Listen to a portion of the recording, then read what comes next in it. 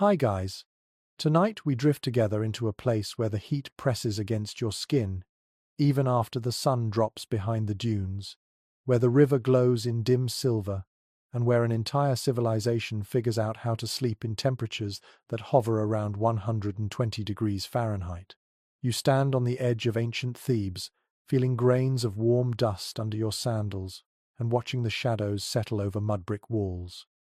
The air still feels heavy enough to chew, and you probably will not survive this without guidance from people who handled this heat thousands of years before your air-conditioned world ever existed. So, before you get comfortable, take a moment to like the video and subscribe, but only if you genuinely enjoy what I do here. And if you want, post your location and the local time wherever you are. Now, dim the lights, and let your imagination step fully into the night. You trudge down a narrow street that still radiates stored sun, each wall giving back heat like a sleeping cat curled against your hip. Ancient Egyptians lived in what might be one of the hottest habitable environments on Earth, and you feel it pressing at your lungs. A very mainstream historical fact reminds you of this reality. Egypt receives almost no rainfall, which means the land bakes under relentless sun 5,000 years straight. But here, in the thick of it, people manage to rest, dream, and wake, ready for another day of work. It still feels impossible. That is exactly why you are here, letting the nighttime wrap around your shoulders as if it were a blanket made of warm, dry air. Your first steps through this world show you how heat shapes every choice you make. You feel sweat trickle slowly down your spine despite the late hour. To your left, a woman closes a wooden shutter carved with simple geometric shapes. She is not blocking out light so much as coaxing cross breezes. Historians still argue whether most homes relied more on intentional airflow design or simply on the thickness of their walls for nighttime cooling. Whatever the truth, the effort is deliberate. You watch her wedge a clay jar near the window, hoping the water inside will evaporate just enough to chill the breeze that slips in. You walk farther, noticing the surface beneath your feet shift from packed earth to dust-soft sand. The sound of your own footsteps grows muffled. There is something wonderfully calming about the way nighttime in Egypt folds the day into quiet simplicity. People slow down, animals settle, and the sky stretches from horizon to horizon like a bowl of crushed blue stone. You feel small but safe, as if someone has lowered a gigantic curtain of cool intention across the land. A quirky little tidbit drifts into your mind as you breathe in the faint scent of date palms. Some Egyptians reportedly used a mixture of natron and water to clean themselves before resting, thinking the mineral would help draw heat away from the body. Whether it worked or not, you can imagine the gentle grit against your skin, like a quick desert spa treatment before bedtime. You picture yourself rubbing it along your forearms, watching little clouds of dust rise in the dark. The Nile hums nearby, not loudly but with that soft suggestion of movement that soothes your nerves. You feel the faintest hint of cooler air drifting from its direction. This is the secret everyone depends on. Even when the day scorches you like an open oven, the river always carries a whisper of relief. Children run toward it, chasing the thought of cooler breezes. Fishermen pull up the last nets of the day. You overhear cheerful conversation blending with frog calls in the reeds. For a moment, you almost forget the temperature. As you continue walking, you reach a small courtyard open to the sky, where a family prepares for sleep. The courtyard floor feels warm under your feet, but not unbearable.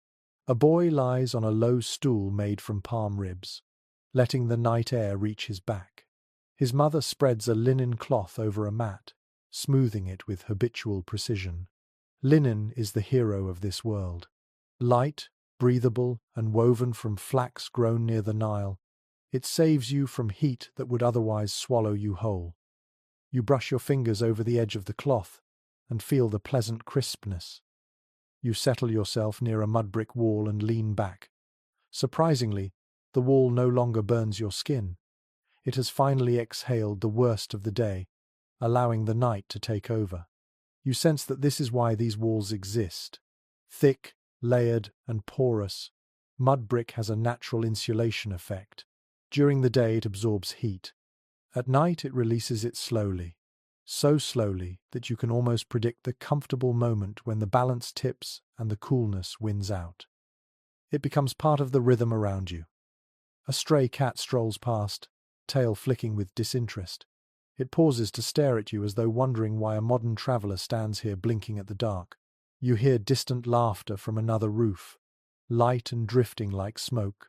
People often slept on their rooftops, but you will climb up there later. For now you remain at ground level, letting the environment wrap around you in this late evening calm. You close your eyes briefly. The air vibrates with tiny textures. Insects hum beyond your reach. A potter finishes storing his tools for the night. Somewhere close by, someone fans glowing embers to keep a slow-cooking pot warm until morning. The mixture of scents, from lightly charred barley to cool river water, feels grounding. You take another deep breath and realize that Egyptians did not fight the heat, they danced with it. They adjusted their bodies, their homes, their routines, and even their dreams around it. A donkey brays once, loud and echoing. It startles a group of pigeons from a nearby roof. Their wings flutter like paper streamers caught in a breeze. You smile at the sound. Noise at night in this world is not intrusive. It is almost melodic, the signature of a living environment that teaches you to sleep despite heat, not in denial of it. You lean your head back again and let your shoulders drop. The sky grows darker, and stars appear one by one. They shimmer above you, perfectly steady in the dry atmosphere. You feel as though you can almost reach them. The cool of night has begun its slow approach, sliding over the land with deliberate patience. It is nowhere near cold, not even comfortable by your modern standards, but in this heat-choked world even a small decrease feels like a blessing. You take another slow, easy breath. Your body adjusts. Your thoughts settle. You understand now why Egyptians shaped their evenings the way they did. It was not simply survival. It was ritual. A patient surrender to the rhythm of the desert, the river, and the sky. You stay there a few more moments, listening, breathing, preparing to follow them deeper into their nighttime world. You ease yourself upward and begin walking along a narrow passage that leads deeper into the cluster of homes. The heat still clings to you, but it feels different now. Less aggressive, more like a warm blanket that someone forgot to shake out. Ahead, you enter a quiet residential area where mudbrick homes rest under the moonlight like gentle giants. Their thick walls glow with a faint sandy hue, each block shaped by human hands and sun-dried with patience. You trail your fingertips along one of these walls and notice how surprisingly cool it feels. Not cold, just calm. The surface has finally given up its daytime burden and begun to breathe. You step back and take in the simple architecture. Mudbrick homes do not try to outsmart the heat with complex tricks. They simply exist in harmony with the desert, absorbing the sun by day and releasing it at night. A mainstream historical fact floats into your mind as you look. Mudbrick was the primary building material for ordinary Egyptians for thousands of years, created by mixing Nile silt, straw, and water before shaping it into blocks that hardened under the relentless sun. That simple formula made homes that were not just sturdy, but also naturally insulating. You stand there appreciating how well they worked long before the invention of climate control. But there is something more subtle happening here. You lean in, pressing your palm to one of the walls again. The surface feels slightly textured, almost rough, like a dense pressed sponge. It allows air to move through it in tiny amounts, creating a natural cooling effect. Ancient builders might not have described it in scientific terms, but they understood it in their bones. Many modern people would not believe it until they feel it for themselves. That is exactly what you are doing now, letting your hand rest on a technology that is both humble and brilliant. A quirky little tidbit comes to mind while you stand there. Some Egyptians believed that adding a small amount of leftover beer mash into mudbrick mixtures gave the bricks better durability. You smile at the thought. Beer, already a staple drink, possibly also a secret ingredient in the walls that sheltered them from heat. You imagine a worker dropping a bit of fermented grain into the muck and shrugging with confidence, convinced it made things better. Whether it did or not, the idea charms you. You move toward a small doorway where faint lamplight flickers. Peeking inside, you see a home designed around airflow. The interior is dim and quiet. A simple wooden table rests near the wall. A stack of pottery jars sits in an alcove. The space feels unexpectedly spacious despite low ceilings. You step inside and immediately notice how the temperature shifts. It is still warm but significantly less suffocating. The mudbrick walls shape the air into gentle currents. You feel them move across your arms like invisible river water. Historians still argue whether ancient Egyptian homes were intentionally engineered to maximize nighttime breezes or whether the cooling benefits of mudbrick were simply a lucky byproduct of available materials. As you move deeper inside, you sense it was probably both. People here lived close to the land for so long that their design instincts were shaped by experience rather than theory. Whatever the debate, the comfort speaks for itself. You close your eyes for a moment and breathe in. The air smells faintly of clay, old wood, and a bit of herbs hanging to dry near the ceiling. A woman tends a small lamp in the corner, adjusting the wick until the flame shrinks to a tiny golden bead. She barely notices you. Her motions are practiced and slow. The flame casts soft shadows across the room. That dim glow helps guide your gaze toward the ceiling where palm beams support the roof. The beams are old but sturdy, laid in overlapping patterns that trap heat higher up while allowing cooled air to settle closer to where people rest. You admire how intentionally everything fits together. No wasted effort, no unnecessary decoration, just purposeful comfort. You wander toward the back of the room where a small window sits high on the wall. It is narrow enough to keep out harsh sun but wide enough to catch wind. The breeze that slips through feels like a secret gift from the river. You place your face near the opening and inhale. The air is cooler here, not cold, but refreshing in a way that surprises you.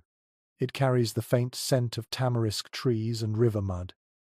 You imagine families sitting beneath this window during the hottest evenings, waiting for the moment the air shifts from painfully warm to tolerably soft.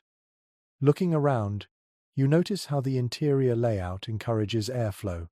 There are no heavy dividers, only open spaces that guide movement. Beds and mats sit low to the ground because warm air rises. Sleeping closer to the floor makes the night easier to endure.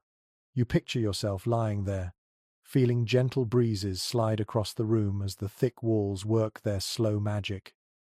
A cat curls up near a jar of water. You watch its chest rise and fall. Even animals seem to understand the logic of these homes. They gravitate toward the coolest corners as though following an instinctive blueprint. You walk near the jars and lift one slightly. The surface feels cool. Not dramatically, but noticeably. As water inside evaporates, it removes warmth from the surrounding air. The jar sweats the way your skin does, and the result helps you survive. You continue moving through the space, appreciating how completely the home interacts with the climate. You see baskets woven from reeds stacked neatly in the corner, each holding small personal items. You smell ground grain stored for tomorrow's bread. You hear distant laughter drifting from somewhere outside, mixed with the call of a night bird perched on a roof. The whole house feels alive but peaceful, and your body slowly settles into its rhythm. Outside, the night deepens. You step through the doorway into the open air again. The transition feels gentle, almost seamless. Warm air brushes your cheeks. A slight breeze stirs your linen clothing. You glance back at the home and understand why mudbrick remained essential for centuries. It is not just a wall. It is a partner to the climate, adjusting itself to the sun and the night, offering protection in the simplest possible way. You walk along the outer wall, letting your hand trail across the surface again. It feels cooler now, smoother, more inviting. You think about modern construction and laugh quietly to yourself. In a world crowded with machines and artificial cooling systems, sometimes the most effective solution is one made from dirt, straw, and sunlight. You pause near a corner where the home meets another. The narrow gap between them funnels air like a natural wind tunnel. You step into it and feel a surprising burst of cooler movement across your neck. It makes you sigh with relief. You can imagine ancient families using these little architectural quirks to catch comfort on the worst nights. You stay there a moment, enjoying the breeze, listening to the murmur of distant voices, and feeling your body relax. The mud brick around you holds the memory of 1,000 nights just like this one. You let yourself drift with that thought, sinking deeper into the quiet calm of an Egyptian evening where homes do more than shelter. They breathe with you. You leave the narrow passage behind and make your way toward a cluster of staircases that rise along the exterior walls of nearby homes. They look almost improvised at first glance, simple steps carved into or built against mud brick structures, but as you climb the first one, you realize how intentional the layout feels. The air grows a little lighter with each step upward, as if you are slowly escaping the grip of heat that lingers closer to the ground. You reach the top, and the world opens wide. A flat Egyptian rooftop at night feels like an entirely new landscape. You step onto the surface and feel the texture under your feet, a mixture of packed clay, woven mats, and smooth stones. The roof is open to the sky, framed only by a low parapet wall that keeps sleepy wanderers from tumbling off in the dark. Up here, the breeze finds you more easily, brushing your cheeks with a softness that feels almost intimate. It makes you close your eyes for a moment, letting the relief trickle into your muscles. You look around and notice that rooftop life is not an afterthought but a nightly ritual. A mainstream historical fact surfaces as you glance across the rooftops. Many Egyptians, especially during the hottest months, slept outside more often than inside because the temperature at roof level dropped faster and absorbed the night breeze more effectively. It was more than preference. For many families, this was simply the only way to survive nights that refused to cool down. The rooftop next to you holds a small family quietly preparing for rest. A father unrolls a large woven mat, tapping it gently to shake away dust. A girl arranges pottery jars at the roof's edge to let them catch the coolest possible breeze. A mother lifts a thin linen cloth, airing it out slowly before laying it across the mat. Their movements are almost ceremonial, calming in their repetition. You feel yourself growing sleepy just watching them organize the simple comfort of the night. Your eyes wander upward, tracing the endless spread of the sky. Stars sharpen in the dry atmosphere, forming brilliant patterns that seem to hover closer than they do anywhere else on Earth. The moon sits low, glowing softly, almost shy behind a veil of milky air. The entire sky feels like a dome resting gently over these rooftops, protecting everyone beneath it. You take a breath and feel the coolness of night settle deeper into your chest. The difference is subtle but real, and it makes you understand why these rooftops become sanctuaries during brutal summers. You walk slowly across the flat surface, letting the cooler wind follow you. A quirky tidbit pops into your mind while you explore. Some Egyptians believed that sleeping under the open sky allowed divine breaths to wash over the soul at night, offering protection and sometimes even lucky dreams. Whether the belief came from spiritual tradition or the simple bliss of cooler air, you do not know. But as you look up at the shimmering sky, you feel something almost sacred in the quiet. You crouch beside a small clay pot perched near the parapet. Thin lines run along its sides, and the lid is made of woven palm fibers. You lift it slightly and find that inside rests a small bundle of herbs. The scent rises gently, a blend of mint and dried lotus petals. Someone placed it here not for decoration, but to catch the breeze and scent the air around their sleeping space. You take another deep breath as the aroma wraps you in freshness. It feels soothing, like a personal nighttime ritual passed down quietly through generations.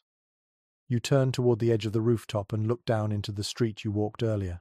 From this height, everything appears gentler. The glow of small lamps flickers at the edges of narrow alleys. A couple of people wander by, their shapes elongated by shadows. The murmur of nighttime conversation slips upward in threads of sound, almost musical. The noise does not intrude. It comforts. You lean your elbows on the low parapet and let the scene wash over you, feeling your heartbeat slow in response to the calm. You take your first step toward a corner where a raised sleeping platform sits. Many families built these surfaces to lift themselves slightly off the rooftop floor, allowing breezes to pass underneath. Warm air rises. Cooler air drifts lower.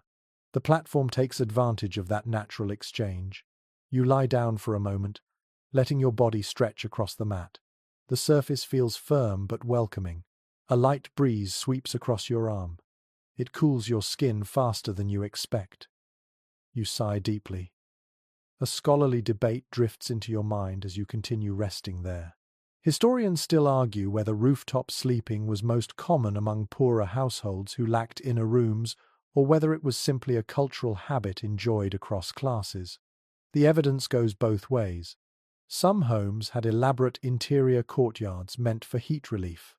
Others depended entirely on rooftops for breathable sleep.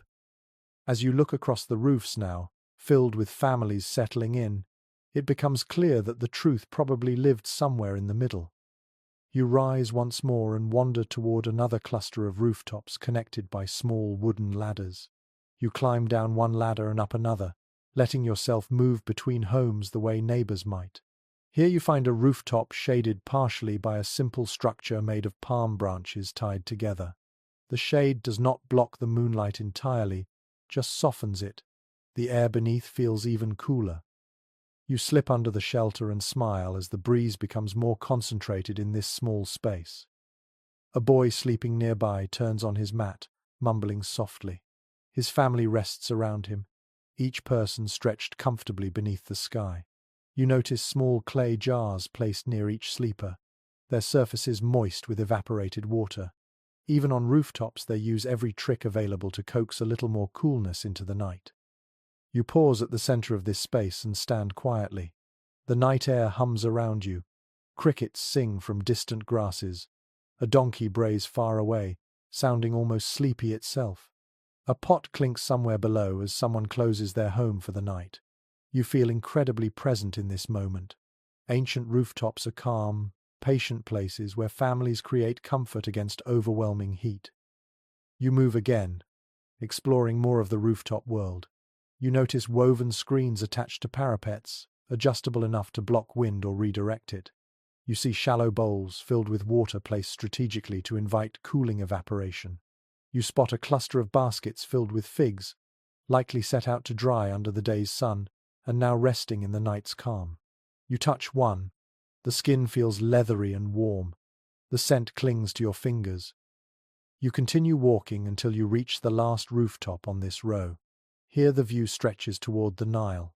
You lean forward, hands on the parapet, and watch how moonlight dances on the river surface. The breeze that comes from the water feels colder, like someone pressed a chilled cloth against your skin. You understand now why many families angled their sleeping spots toward river-facing edges. Even a small shift in direction could turn a suffocating night into a bearable one. You close your eyes once more and let the rooftop air thread around you. You inhale the scents, hear the peaceful rhythm of the night, and feel the way the environment balances warmth and coolness. Everything on these rooftops has a purpose. Nothing here is decorative excess. It is function shaped by survival, turned into ritual through repetition, and made beautiful through simplicity. You settle into one quiet corner near a mat still warm from earlier sun. You lie back, arms resting at your sides, breathing the night air. You let time stretch. Seconds melt. The rooftop feels like a floating island in a sea of shifting temperature. It carries both the memory of day heat and the promise of cooler hours ahead. You understand why Egyptians returned here nightly with the same certainty that you return to your bed. The rooftops held them, protected them, cooled them, cradled them under a sky that always glimmered with silent company. And now, as you prepare to rise and continue deeper into the night, you carry that understanding with you. You feel a growing intimacy with the rhythms of Egyptian evenings, a closeness that comes from experiencing their world step by step. The rooftops gave you that gift, inviting you into their quiet realm of moonlight, airflow, and whispered dreams. You step down from the rooftop world and return to the street where shadows deepen and the night settles into a thicker hush. You move toward an open courtyard behind a cluster of modest homes, following the soft rustle of palm fronds. The air shifts again. The breeze passing through this area feels filtered, softened, almost as if it has been brushed clean. You step inside and discover the secret.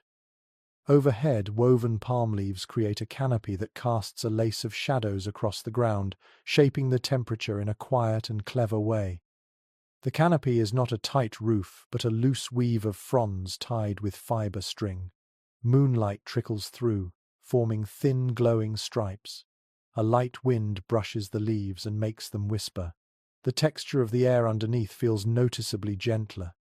You inhale and sense the faint smell of dried palm. Earthy and warm, but somehow calming. You crouch beneath the structure and run your fingers over the woven pattern. Each fiber is rough to the touch but flexible enough to bend and sway.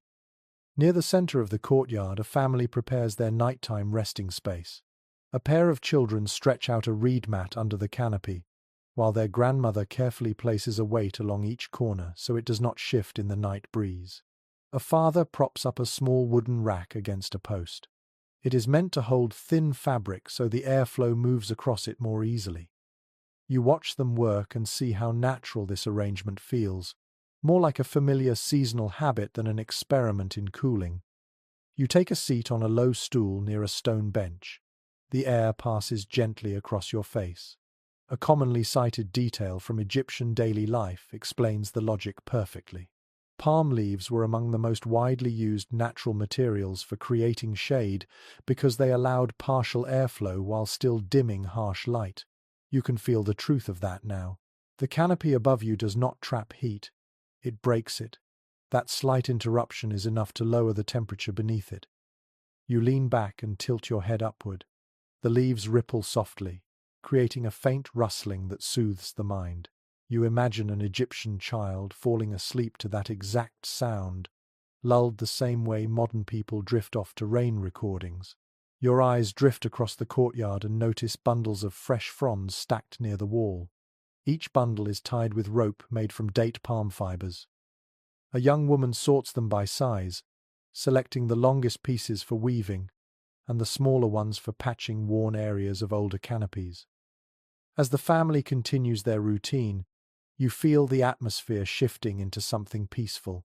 A mild breeze pushes through the leaves again. You take note of how the fronds flex with the wind rather than resisting it. That gentle movement lets the air flow in a rhythm that feels almost intentional. You step closer to the canopy and gently push one of the woven panels. The entire section sways lightly, and the sound of rustling layers your senses in tranquility.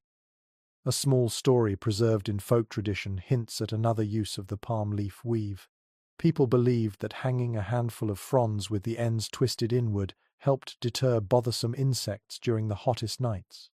The idea might seem odd to you, but as you watch the leaves flutter, you can imagine how the shape and movement might disrupt small pests.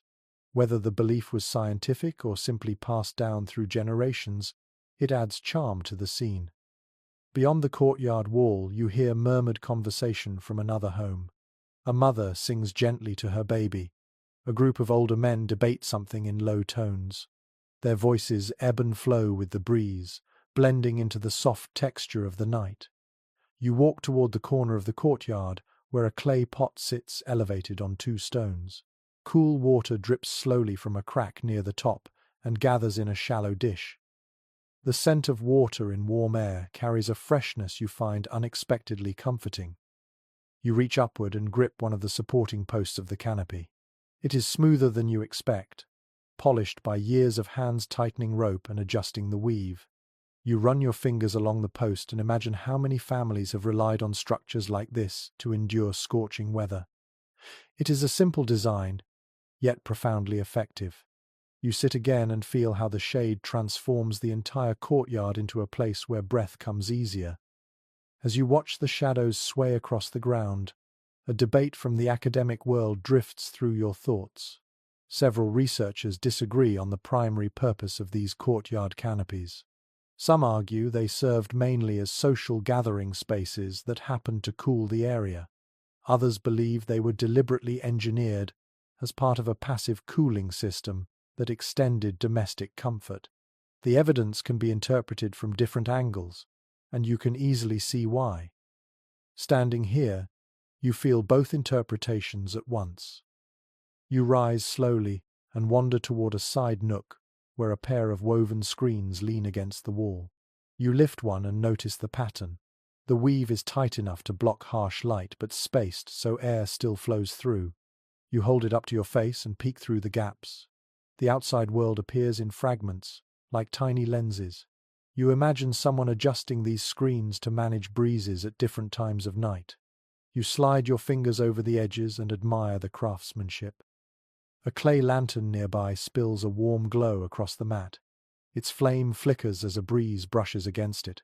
The grandmother of the family moves to cup the lantern with her hand, and then adjusts a small clay guard around the base, so the wind does not snuff it out again. The flame steadies. She turns and gives a satisfied nod. Her motions speak of generations of experience, of quiet knowledge that grows from living intimately with the environment. You walk deeper into the courtyard and find a young boy braiding thin strips of palm.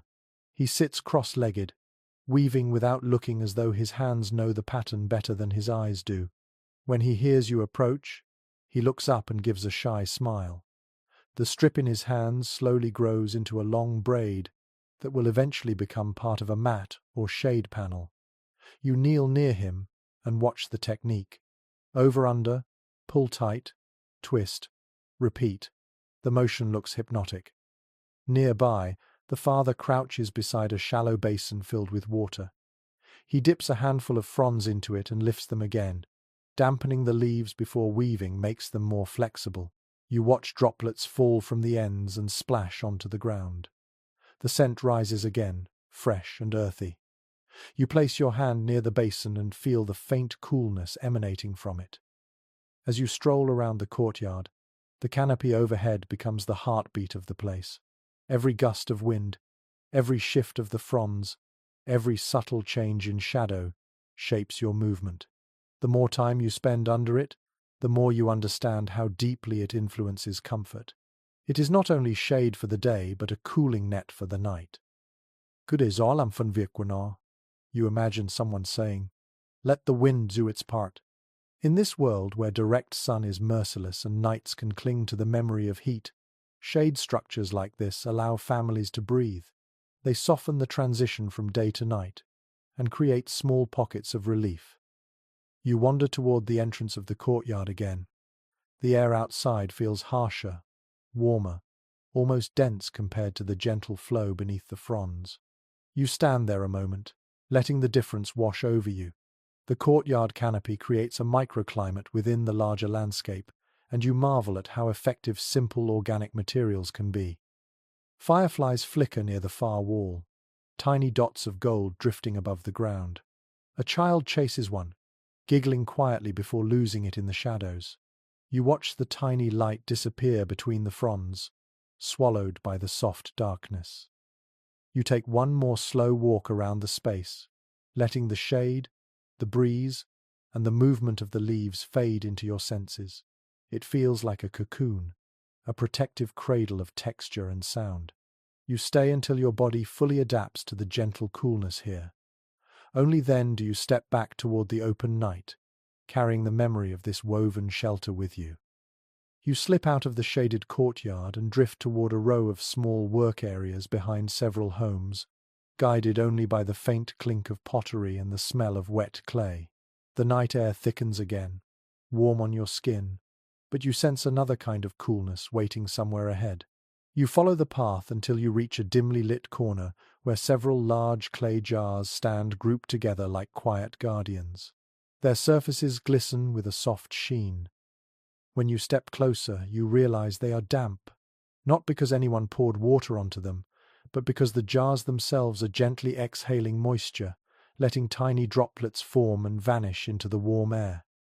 You move nearer and touch one.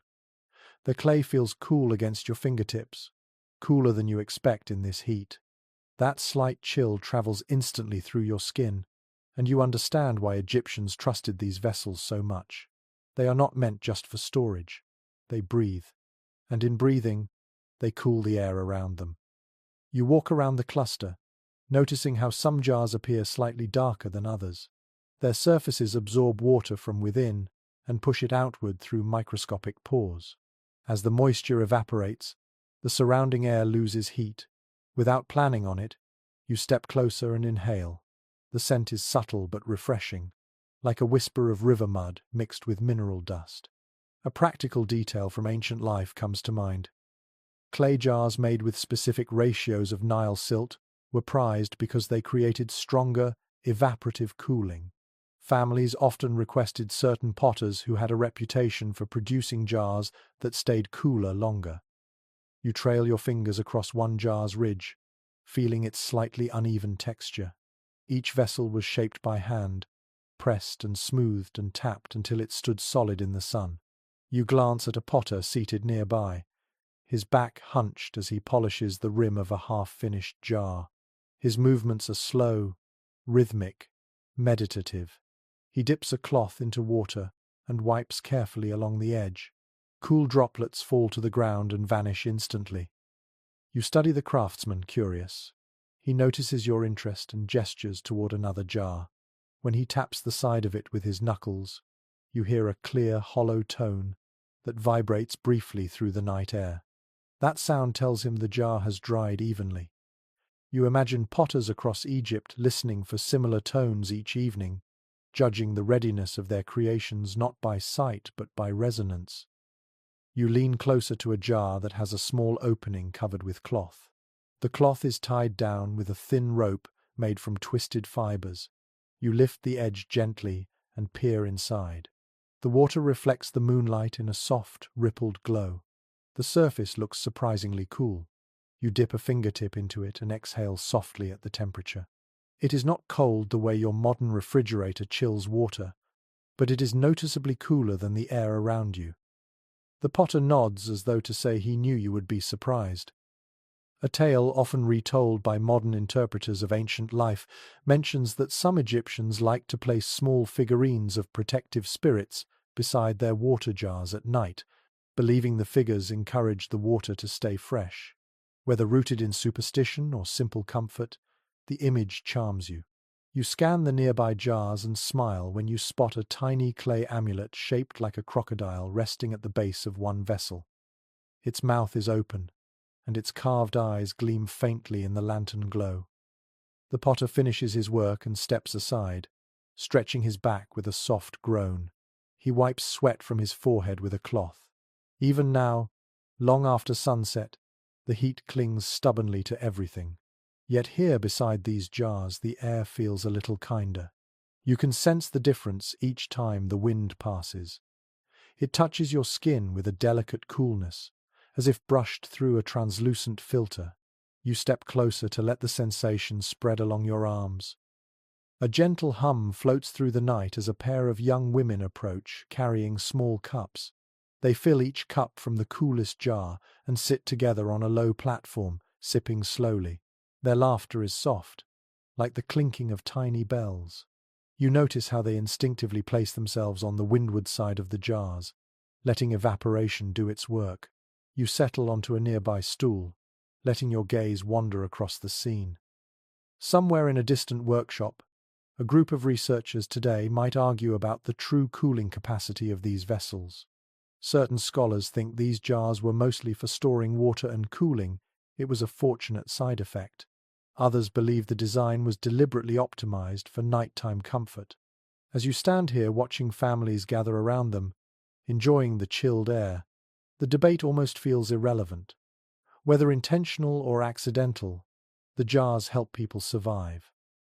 You take a closer look at the shapes around you. Some jars are tall with narrow necks. Others are wide and round like sleeping animals. Their curves have a logic to them. Narrow necks, slow evaporation just enough to preserve water, while wider surfaces increase the cooling effect. You run a hand along a broad jar and feel the reassuring steadiness of its form. The clay is thick enough to stay strong but porous enough to breathe. As you explore the area, you notice a small pit near the wall, where broken pottery shards are scattered. You crouch down and lift one shard. The texture feels rougher than the intact jars. This piece likely cracked during drying or baking in the sun. The potter must have discarded it without a second thought. Yet even in its brokenness, the shard carries the memory of the Nile's mud, shaped by human hands and hardened under a sky that knows only heat. You rise again and follow the movement of the night. The air shifts. A breeze brushes through, cool and delicate. You close your eyes and feel it move across your face. You let the sensation pool in your chest. These jars create pockets of coolness that ripple outward in almost imperceptible waves. They turn oppressive heat into something tolerable, something you can breathe without struggle. Nearby, a young boy dips a cloth into the cool water and wrings it out over his arms. He sighs in relief. His mother smiles and hands him another cloth. You watch them and feel a subtle longing, an appreciation for the simplicity of their comfort. No machines, no electricity, just clay, water, and wind working together. You walk around the jars again, slow and observant. You notice condensation gathering on the underside of one cloth lid. A droplet forms, swells, then falls quietly into the vessel. That tiny sound might escape unnoticed by most, but you hear it clearly in the quiet night. It is like a heartbeat, a rhythm that repeats endlessly through long summers, keeping families cool enough to rest. A trio of men arrives, carrying baskets filled with freshly drawn water from the river. They pour the water into several jars, filling them to different levels. You observe how the jars darken as the moisture begins its slow outward journey. The men speak quietly among themselves, voices blending with the whisper of wind. Their work is simple, steady, purposeful. You step aside and watch as moonlight glints off the surfaces of the jars. Not bright, but soft, almost tender. The scene feels ancient and eternal at the same time. You linger near one jar and place both hands against it. The coolness spreads through your palms. You imagine sleeping beside it, letting its evaporative breath calm your body until the heat finally loosens its grip. You stand quietly for a long moment, absorbing the textures, the sounds, the scents of this place. You feel the air growing steadier, cooler, easier to inhale. You sense the deep ingenuity in this simple technology. Clay, shaped by water and sun, becomes a tool capable of bending the temperature. That realization settles inside you like a stone dropping gently into still water. Eventually you step back, ready to continue your journey deeper into the Egyptian night. The jars remain behind you, faintly glistening, quietly breathing, patiently cooling anyone who seeks a moment of relief. You carry their gentle chill with you as you walk away, feeling your body softened by the cool grace they offer. You leave the cool hum of the water jars and wander toward a quieter part of the settlement where small linen bundles hang from wooden frames. Their pale shapes sway gently in the faint breeze, almost like soft, ghostly lanterns. You draw closer and instantly notice the subtle change in the air. It carries the clean, crisp scent of freshly washed cloth, mingled with the faint sweetness of flax. The fragrance relaxes your shoulders before you even understand why. You step beneath one of the frames and touch a hanging linen tunic. The fabric feels feather-light between your fingers, smoother than you expected, almost silky despite its coarse appearance. Egyptians adored linen for reasons that become very clear the moment you handle it. Even a thin piece of linen has a remarkable ability to breathe, to release body heat instead of trapping it. You rub the cloth slowly, appreciating its coolness. A detail commonly highlighted by historians about daily Egyptian life comes to mind as you examine the fabric. Linen was not just the most common textile here, it was considered essential for surviving the climate. The flax used to make it flourish in the moist soil near the Nile, giving Egyptians steady access to material that turned into garments suited perfectly to harsh summers. You imagine workers harvesting tall stalks of flax, peeling fibers, soaking them, beating them gently until they softened into thread. Every part of that process existed to help bodies cope with heat that felt almost unreasonable. You shift to the next garment and lift it by the hem. Moonlight filters through it easily. The cloth is so thin it seems to glow, yet it is strong, carefully woven. You picture yourself slipping into such a tunic after a long, hot day, feeling it cling to your skin only lightly, letting every hint of breeze flow through. Egyptian nights might still simmer, but linen helps them feel gentler, washing you in a softness that feels almost luxurious. A small basket sits near the wooden frame. Inside are spindles, threads, and a half-finished piece of cloth. A young woman sits cross-legged beside it, twisting fibers with practiced fingers. She barely looks up as you approach, so absorbed is she in her work. Her hands move so steadily you feel drowsy just watching the motion. Twist, roll, pinch, draw. You kneel near her and notice the subtle rhythm in her breathing. Each exhale helps guide the tension in her thread. She glances at you and offers a faint smile before returning to her work. The fabric she creates will likely become clothing for the family or perhaps something destined for trade. You wonder how many hours of quiet nights like this one are woven into every tunic, every sheet, every scrap of cloth that touches a sleeping body. You continue forward and find another frame where garments hang in pairs. Tunics, kilts, shawls, and undergarments sway slowly in the breeze. You notice their colors. Most are pale, but some carry a faint tint of blue or faded yellow.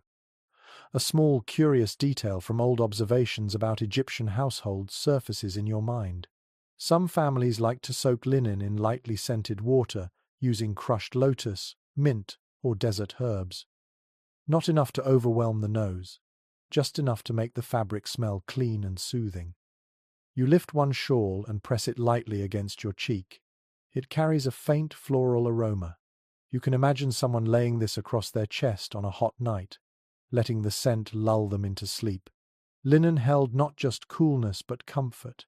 You picture a child clinging to a cloth like this the way someone today might cling to a favorite blanket.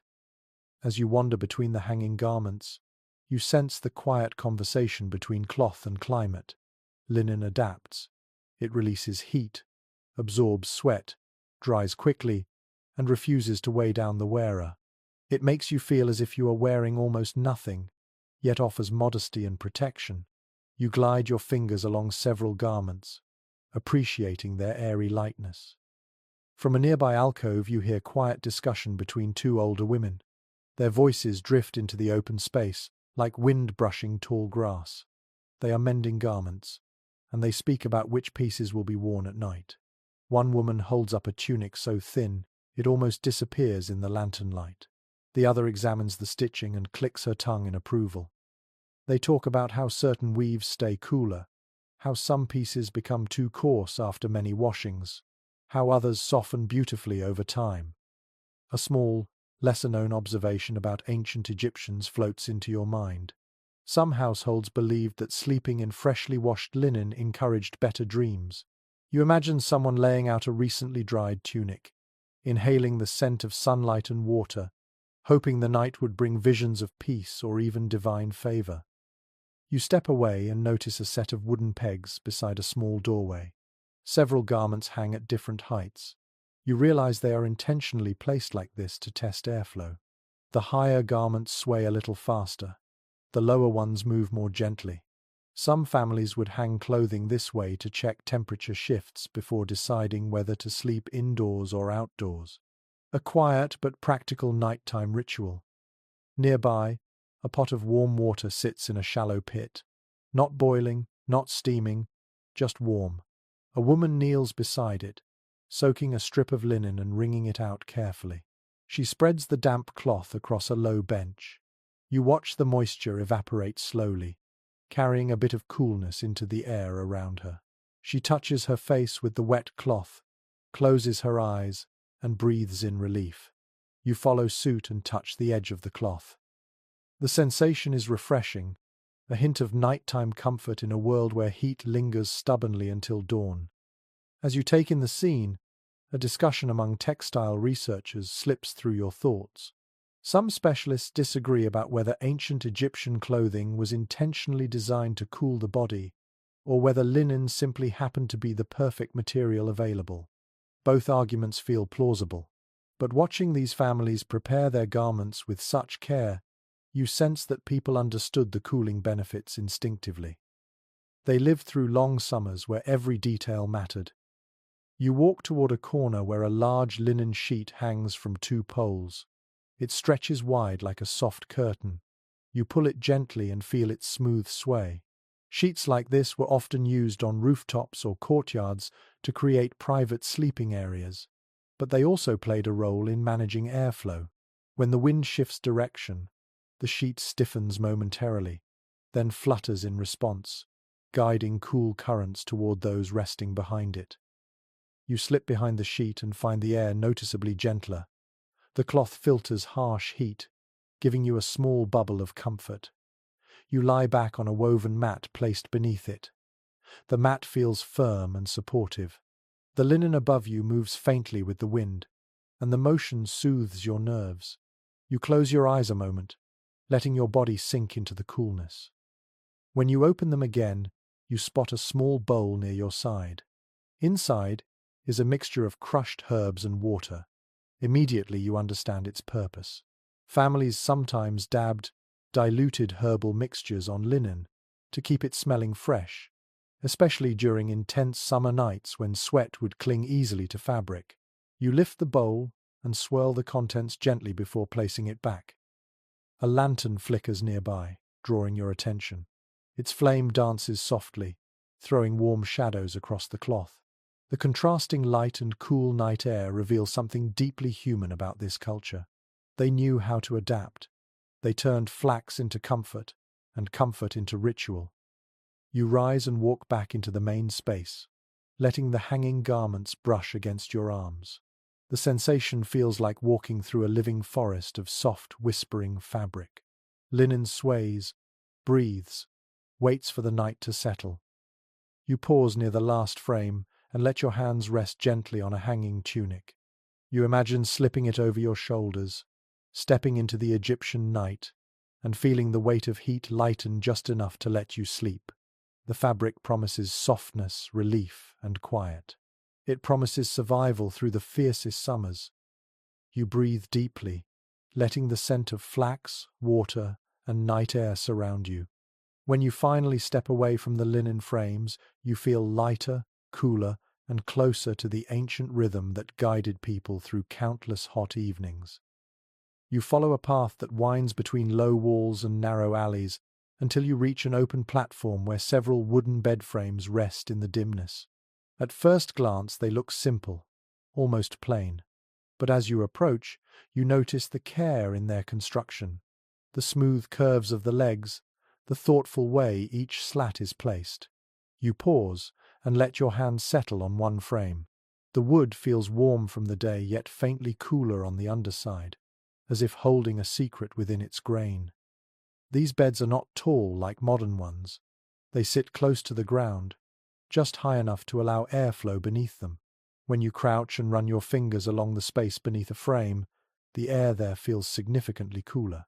Warm air clings to ceilings and rises into upper spaces, but the cooler currents settle here, hugging the earth. Egyptians understood that long before thermometers existed. They built beds that kept sleepers lifted just enough to catch those gentler currents. You stand again and examine the design more closely. Each bed is made of sturdy local wood, often acacia or sycamore, carved and polished until smooth. The surface has a slightly glossy sheen from years of oiling. Some frames have elegantly curved legs that resemble the stance of an animal about to spring. Others are simpler, with straight legs and wide slats.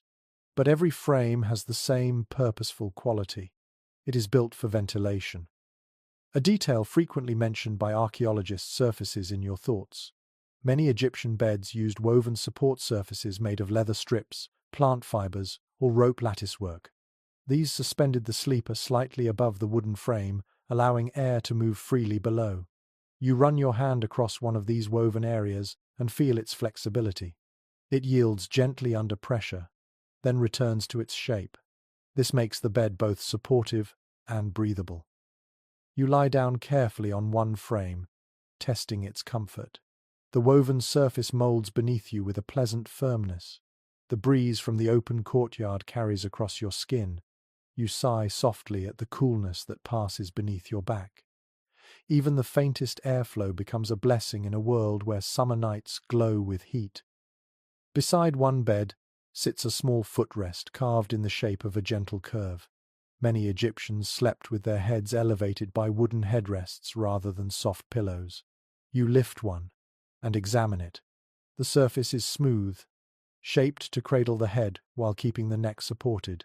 At first it seems strange to you, so different from modern softness. Yet when you gently lower your head onto it, you realize the benefit. Your neck aligns comfortably, and your head is lifted into a place where breezes touch the skin more easily. A small fragment of folklore related to sleeping arrangements drifts into your thoughts. Some families believed that sleeping elevated on a wooden frame kept wandering spirits from disturbing them during the hottest nights. Whether symbolic or practical, the idea adds a layer of tenderness to these beds. They are not only tools but guardians of rest.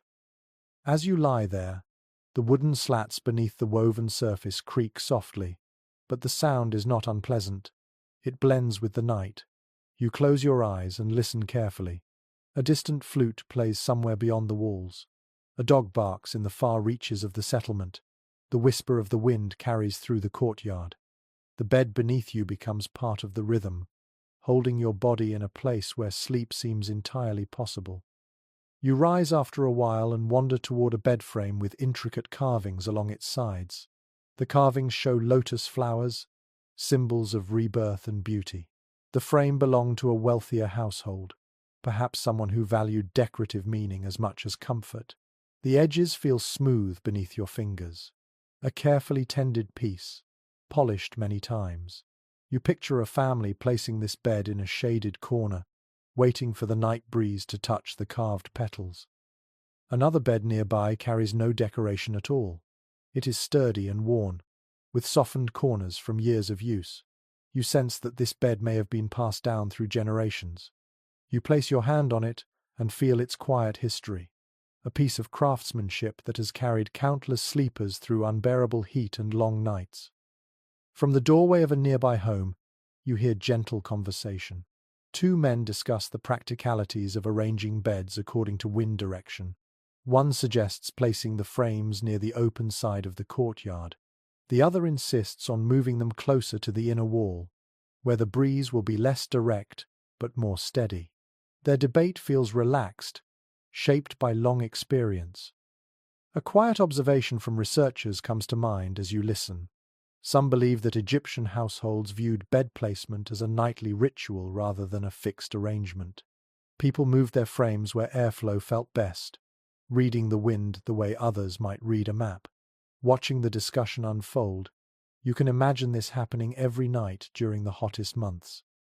You walk toward the far corner, where a young girl smooths a linen sheet across her family's bed. She tugs each corner with practiced care, then tests the surface with the back of her hand. Satisfied, she sits beside it and hums quietly. The sheet ripples as a breeze brushes it, and she smiles as if greeting an old friend. You appreciate the simple wisdom in her actions. In another corner, a man adjusts the height of a small wooden block beneath one bed leg. Raising or lowering a single point of contact allows him to angle the bed slightly toward the wind. You marvel at how intuitive this feels. No complicated machinery, just a shift in angle that changes everything about airflow. A lantern flickers near the wall. Its glow illuminates a basin of water placed beneath one of the beds. The water will not stay cool for long, but its presence encourages evaporation that lifts a faint chill toward the sleeping area. You dip your fingers in the basin and feel the subtle temperature difference. You watch the way the lantern light reflects on the water and dances across the bed frame. The entire space feels like a quiet workshop of comfort, shaped by human hands and nightly patience. You wander to the most elevated bed in the space, placed near a low window. You stand next to it and feel the steady airflow slipping through the opening. You imagine lying there with your head on the wooden rest, eyes half closed, hearing the night hum through the window. Even without soft cushions, the experience feels serene. You place your palm on the bed frame one more time before stepping back. The wood holds a softness earned through long use. You understand now why these beds mattered so deeply. They were not luxury. They were survival shaped into comfort. They lifted bodies into cooler currents, allowed heat to escape, and created resting places strong enough to handle nights heavy with warmth. As you move away from the beds, you take one last slow breath of the cool air drifting beneath them.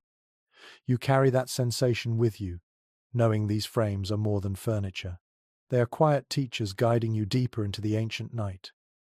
You leave the wooden bed frames behind and walk toward a quieter corner of the settlement, guided by the soft creak of reeds shifting in the night breeze. The sound is light and rhythmic, almost like distant waves brushing ashore. As you step into a dimly lit courtyard, you notice a set of reed mats arranged neatly along the ground. Their woven surfaces catch the lantern glow, creating patterns that look like tiny ripples on water.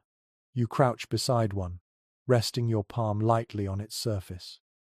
The mat feels surprisingly cool, far cooler than the packed earth beneath it, and you lift your hand in curiosity, wondering how such a simple material could hold onto the night's gentlest breeze so well. The scent surrounding the mats carries the earthy sweetness of Nile reeds. You inhale and feel something loosen in your chest. These mats are not just bedding. They are carefully crafted tools for coping with summer nights that press down like heavy blankets. Each reed is chosen for its thickness, dried under the sun, then split and smoothed before being woven into the firm lattice beneath your hand. You run your fingers along the weave, noticing how the surface breathes. Tiny gaps between reeds allow heat to fall away from your skin, letting cool air rise to replace it. A well-known observation about Egyptian daily life slips into your thoughts. Reeds from marshy areas near the Nile were abundant and durable, making them one of the most essential materials for domestic use. People used them for baskets, furniture, sandals, and even small boats. Yet their role in sleeping comfort often goes unnoticed, despite being quietly vital during the hottest months. You lower yourself onto one of the mats, stretching out carefully. The woven surface rustles beneath your weight, creating a whispering sound that soothes your ears almost instantly. The mat flexes slightly, supporting you without sinking. Warm air moves past the upper surface, but cooler currents slip underneath. You close your eyes for a moment, letting the contrast wash over you. Your back feels supported, your skin breathes freely, and the night becomes gentler in a way you did not expect. Beside you, a family prepares their own mats. A father dusts his mat with gentle flicks of his hand. A mother shakes out a linen cloth before laying it across the weave. Their teenage son smooths the edges, checking for any loose reeds.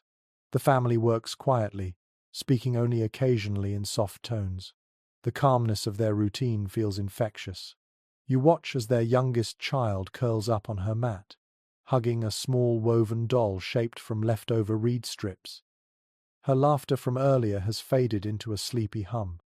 You rise and walk to a nearby storage shed where bundles of reeds lean against the wall. A man inside kneels on the ground, weaving a new mat. His fingers move with impressive speed, guiding each reed into place with confident precision. The pattern grows row by row, tight enough to stay strong but loose enough to breathe. You crouch beside him and study the rhythm in his hands. He ties off each row with twisted fiber cord, pulls the weave tight, then begins again.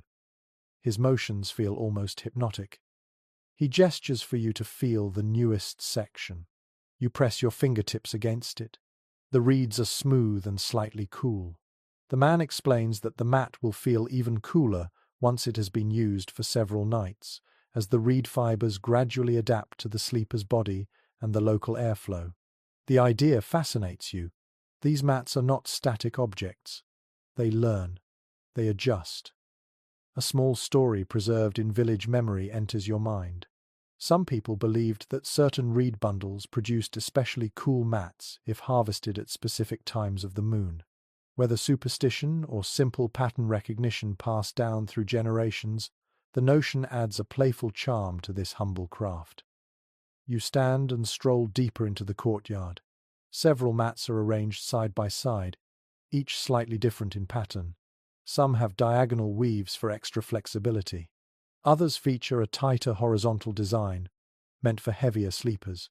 You kneel again and trace the differences with your fingertips. Each mat tells its own story. Each reflects the hands that shaped it. In a corner illuminated by a small clay lantern, two sisters repair an older mat. They trim frayed reeds and replace worn sections with new pieces. The lantern light flickers across their faces as they work. Their expressions are calm, focused. One sister uses a small knife to shave down a reed, ensuring the replacement blends with the original. You marvel at the patience required. A mat might last several years, but it demands gentle care. Nearby, a mother sprinkles a tiny amount of scented water onto her mat. The droplets darken the reeds for a moment before vanishing into the warm air. A soft aroma of mint and lotus fills the space. She spreads her hands over the mat, encouraging the scent to settle. You imagine stretching out on that mat, inhaling the faint perfume as the night breeze carries it upward. A simple sensory gesture transforms the sleeping space into something tender and peaceful. A quiet disagreement drifts from another group in the courtyard.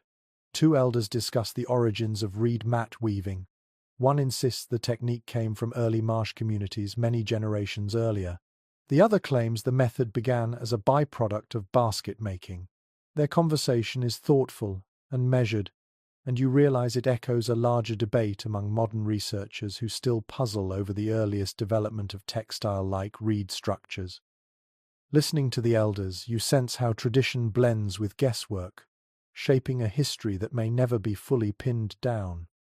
You wander back to your own mat and lie down again, letting the cool texture embrace your back.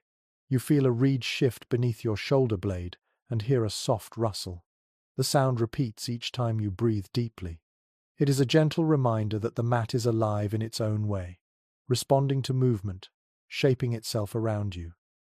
You turn your head to watch the lantern glow ripple across other mats. Families settle into their places. A few whisper quietly, sharing thoughts before sleep. A dog curls beside a mat and settles with a soft grunt. A breeze whispers across the courtyard, making the reeds hum softly. You feel as though you are floating on a shallow river of sound and texture. You sit up and gently lift the corner of your mat, letting your hand slip underneath. The air there is notably cooler. You imagine yourself returning night after night, easing onto this woven surface until the mat softens into the perfect companion for sleep. You understand why Egyptians favored reeds. They create comfort without trapping heat, offering a quiet invitation to rest. You rise slowly and take a few steps around the courtyard. You admire how each mat becomes part of the family's nightly rhythm. They roll them, dust them, repair them, scent them, and depend on them. They trust their mats the same way people today trust soft mattresses or electric fans. But these mats do something special. They allow the night air to interact with your body without resistance. You breathe deeply, feeling the cool trace of that breath settle along your skin. When you return to stand over your mat, you gently run your palms along its surface once more. The reeds whisper beneath your touch. You close your eyes and imagine the night drawing even closer, shaping itself to help every sleeper find relief. You step back from the courtyard carrying the soft rustle of reeds with you. The mats fade into the darkness behind you, but their coolness continues to linger along your spine, guiding you deeper into the Egyptian night. You weave your way out of the courtyard of reed mats and find yourself walking along a quiet passage that opens onto a broader street, lined with modest homes whose windows face the night, as if waiting for a breeze to arrive. You feel the air shifting faintly against your cheek, not strong but present, like a soft hand guiding you forward. You follow that subtle movement until you reach a narrow gap between two houses. When you step inside the passage, the temperature drops with surprising speed. A light current brushes through the space, slipping past your shoulders and curling around your neck. You pause, astonished at how suddenly the air has changed.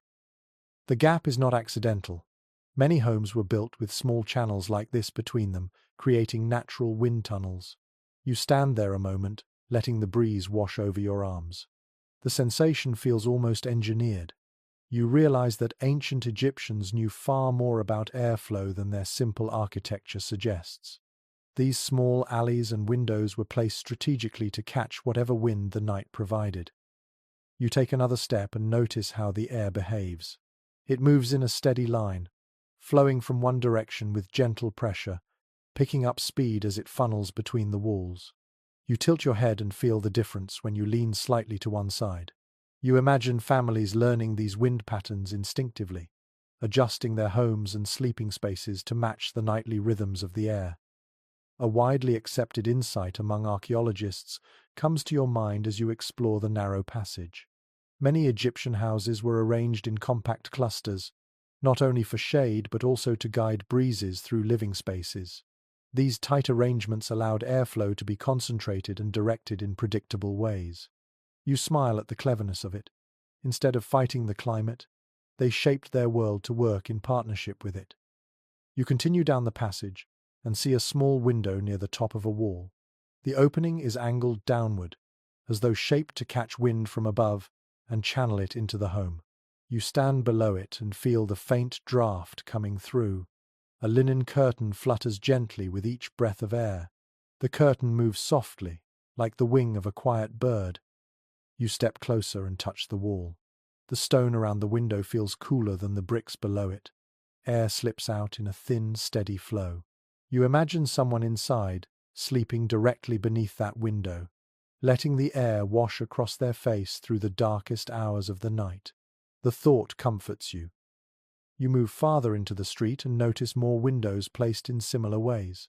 Some are high, some are wider, some tilt at angles that seem almost artistic.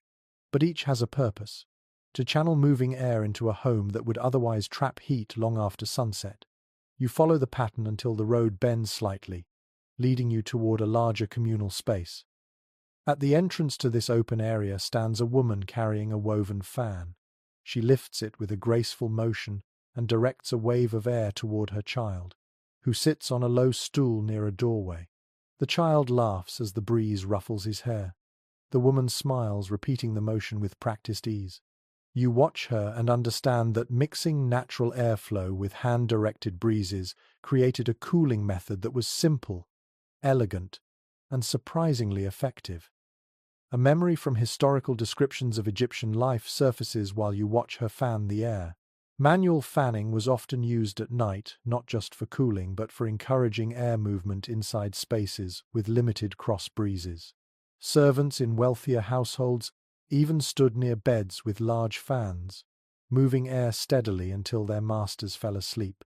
You picture the rhythmic sweep of such fans creating gentle soundscapes, pulling warm air upward and pushing cooler air downward. The woman notices your interest and steps aside to show you a narrow doorway. You crouch slightly and enter a small room where two windows face each other. You instantly notice the strong airflow. The wind does not blast through, but it moves with clear direction, flowing from one window to the other like a river of air. You stand between them and feel the breeze tug at your clothing. The sensation refreshes you, even though the temperature outside remains high. Two elderly men sit near the center of the room on woven stools, enjoying the steady breeze. They speak in measured tones, discussing how the wind will behave tomorrow night. Their conversation carries the weight of experience. One predicts a slight southern breeze after midnight. The other expects it to shift eastward. Their disagreement echoes a similar uncertainty among modern researchers who continue to study Egyptian architecture. Specialists still debate whether such ventilation patterns were intentionally engineered or simply learned through trial and error over generations. Watching these men, you sense that practical observation mattered far more than theory. You walk around the room, touching the smooth plaster near the windows. The openings are narrow on the outside but widen toward the inside. This shape encourages air to accelerate as it enters, then settle into a softer flow once inside the room. You admire the subtle genius behind such a design. It requires no moving parts, no tools, just an understanding of air and space. As you leave the room, you notice another airflow feature that seems almost hidden. A small vent near ground-level channels air from a shaded courtyard into the home. You kneel near it and place your face close to the opening. The air that spills from it is significantly cooler. You close your eyes for a moment, enjoying the sensation. Someone probably placed their sleeping mat right beside this vent during the hottest nights. You rise and step outside again. The night air shifts gently, guiding your next steps toward a cluster of rooftops visible in the distance. The wind shapes its path through the streets, swirling around corners and slipping into open spaces. You follow it until you reach a long corridor created by two parallel walls. When you step inside, the breeze intensifies once again. You walk slowly down the corridor, marveling at how different the airflow feels from one end to the other. At the entrance, the breeze is light. Midway through, it strengthens to a steady current. Near the far exit, it grows faint again. You pause in the middle, letting the air cool your face. The steady movement wraps around you like a gentle ribbon. A small group of children runs past you, laughing as they race the length of the corridor. They squeal when the wind flutters their clothes. One child stops and presses her hands against the wall to feel the coolness that lingers there. You watch her and smile. Even the youngest among them understands where comfort can be found. You turn toward a nearby house, intrigued by the shape of the roofline. Its edge curves slightly upward, directing wind toward the interior. You climb the outer steps and stand near the roof's edge. A steady breeze hits your face immediately. Below you, a courtyard lies open, catching the directed airflow. A family rests on mats, enjoying the cool that flows down from the rooftop. You step into the courtyard and feel the temperature drop again. Air moves through this space like a quiet visitor, touching every sleeper before slipping out through an opening on the far wall. You walk slowly through the area, noting how each sleeping position aligns with the airflow. No spot is random. Every corner speaks of careful arrangement. You kneel beside a sleeping spot and place your hand on the mat. The breeze flows directly across it. You imagine lying here at the height of summer, feeling the wind brush your skin, letting it carry away the day's heat until your body relaxes fully.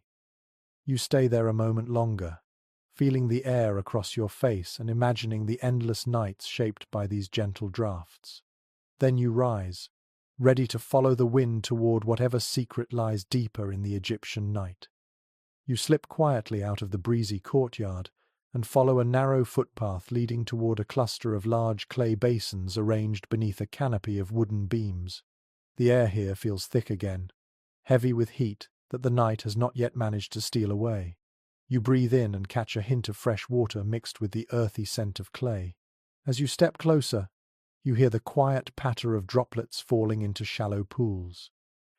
It is a soothing sound, soft enough to make your shoulders relax. You move toward a wide ceramic tub at the center of the area. Its rim rises to your waist, and inside it holds several inches of water that glow silver under the moonlight. Someone has stirred it recently, leaving faint ripples drifting outward in slow, widening circles. You dip your fingers into the water and feel a coolness that surprises you. The temperature is not icy, but it carries enough relief to make your breath deepen. In this heat, even modest coolness feels like a small miracle. A familiar detail from Egyptian household habits comes to mind as you let the water slip between your fingers. Many families practice nighttime washing not as a luxury but as an essential routine, especially during the hottest months. A quick rinse before sleep helped lower body temperature and wash away sweat, dust, and tension from the day. You imagine people stepping quietly to these basins after dinner, cupping their hands and pouring cool water over their arms, faces, and necks. You scoop a handful and splash it lightly along your forearm. The sensation wakes your skin. The water leaves a fine sheen that evaporates quickly, taking heat with it. You drag your damp hand over your face and close your eyes for a moment, savoring the relief. A slight breeze passes through, brushing against the fresh moisture. You inhale slowly as the cooling deepens.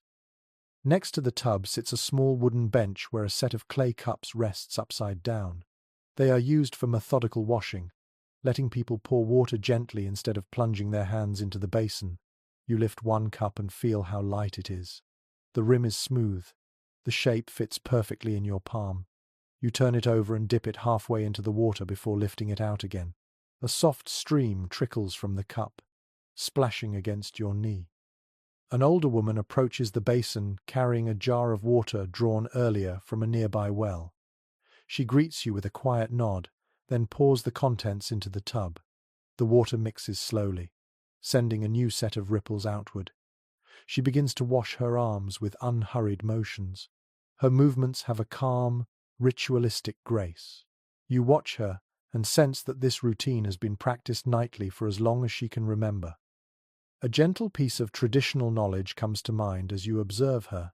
Some Egyptians added a pinch of natron or fragrant herbs into their nighttime wash water. Natron softened the water and gave the skin a clean, powdery finish. Herbs added refreshing scents that made hot nights seem a little easier to bear. As you sniff the water in the basin, you detect a faint aroma of mint. The scent rises gently, weaving into the air like a soft ribbon. You step aside to give the woman space and approach a smaller basin where two young boys are splashing themselves quietly. One scoops water over his shoulders while the other dips his feet, kicking gently under the surface. Their laughter echoes softly in the open air. Their mother watches from nearby, making sure they do not spill too much water. Even in a land shaped by a river as mighty as the Nile, water is precious. Every drop matters. You walk toward a long stone trough located near the corner of the washing area. Its narrow interior holds a trickle of running water guided from a small canal nearby. You kneel beside it and run your fingers along the stream. It feels cooler than the water in the basins. You cup your hands and bring the water to your lips. The taste is fresh and mild, carrying a hint of minerals. Someone built this stone channel with care, smoothing the edges to prevent injury and shaping the incline to maintain a gentle flow. Beside the trough lies a wooden ladle carved from a single piece of acacia. You lift it and admire the craftsmanship. Its surface is worn from frequent use. You fill the ladle and let the water pour slowly over your head. The sensation sends a small shiver down your spine. For a few heartbeats, you feel almost weightless. A pair of young women approach the trough with clay jugs. They fill them patiently, chatting softly about the day's work. One mentions how much she looks forward to this nightly cooling. The other agrees, saying she cannot fall asleep without washing first. Their voices blend with the gentle trickling of the water. You stand and step aside as they finish, respecting the simple importance of their ritual. Across the courtyard, a man tends to a small fire beneath a metal bowl. You walk over and watch as he warms a small portion of water. You wonder why he heats it at all on such a hot night, until you see him pour it into a basin containing cool water. He stirs it gently to create a lukewarm mixture, a more soothing temperature for washing infants or elders. The idea feels thoughtful and tender. As you wander through the area, you notice that each basin, jug, and trough holds its own place in the nightly cooling process. Some cool the skin, some refresh the senses, some simply provide comfort through the ritual itself. You take a moment to sit on a stone bench near the largest basin. You watch the moon reflect in the water. Its surface looks like a piece of liquid silver. A quiet disagreement from two men nearby catches your ear. They discuss whether rinsing with cold water before sleep truly cools the body long term, or whether it offers only temporary relief. One insists it lowers the core temperature enough to improve sleep. The other believes the cooling effect fades too quickly without a breeze to support it. Their conversation mirrors questions that modern researchers also explore regarding evaporative cooling and body regulation. You listen, appreciating the timelessness of their discussion. You lift your hand again and drag your fingertips along the basin's surface. The water feels slightly cooler now. Breezes from earlier must have passed over it, assisting evaporation. You imagine these basins quietly working through the night, cooling small patches of air around them, offering comfort to anyone who steps close. You watch as a mother guides her daughter toward the water. The child hesitates for a moment, then giggles when her mother scoops water onto her neck. The droplets glisten briefly under the moon before they vanish. The child shivers with delight, then leans in for another splash. You feel warmth in your chest as you watch the tender moment. Nearby, someone places a shallow bowl of water in a shaded corner. You follow their movement and realize the bowl will provide evaporative cooling to anyone sleeping near it. The idea seems simple but clever. You rest your palm above the bowl and feel the cool air drifting upward. You take one last wash from the basin, letting the water run down your arms in thin, cool streams. The sensation centers you, grounding you in the quiet rhythm of these Egyptian nights. You stand there, letting the last droplets fall, letting the breeze dry them gently from your skin. When you finally step away, the area behind you fills with soft splashes, low voices, and the mingled scents of water and herbs. You walk slowly into the warm night, carrying with you the feeling of fresh, cool water clinging to your skin like a quiet blessing. You follow the soft echo of dripping water until it fades behind you, and soon the warm quiet of the night settles around your shoulders again. The path ahead leads you past several small storage buildings whose walls smell faintly of grain and dried herbs. You keep walking until you reach an entrance framed by two large jars. A man carrying a woven basket steps out of the doorway, and a puff of cool air follows him, brushing against your skin like a secret waiting to be discovered. You pause, intrigued, then slip inside. The room is dim, lit only by a single oil lamp placed on a low stool. The flame casts long shadows across shelves, lined with jars, baskets, and shallow bowls. The air feels significantly cooler than the world outside, though still warm by your modern standards. You take a deeper breath and notice a mild scent of earth, straw, and cool clay. It is the smell of preserved chill, the closest thing ancient Egyptians had to nighttime refrigeration. Families relied heavily on small storage rooms like this to protect food, oils, and drink from the relentless heat.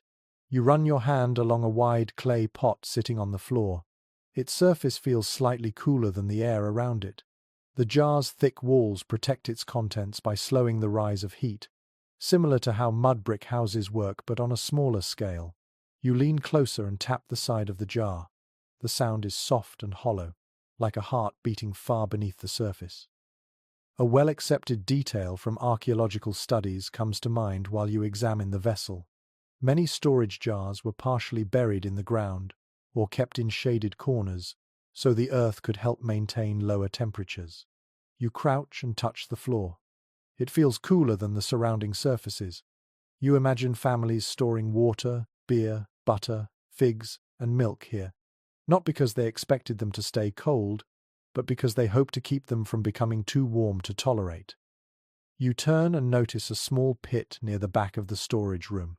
The pit is lined with smooth stones, arranged in a circle, and filled with sand that feels surprisingly cool beneath your fingertips.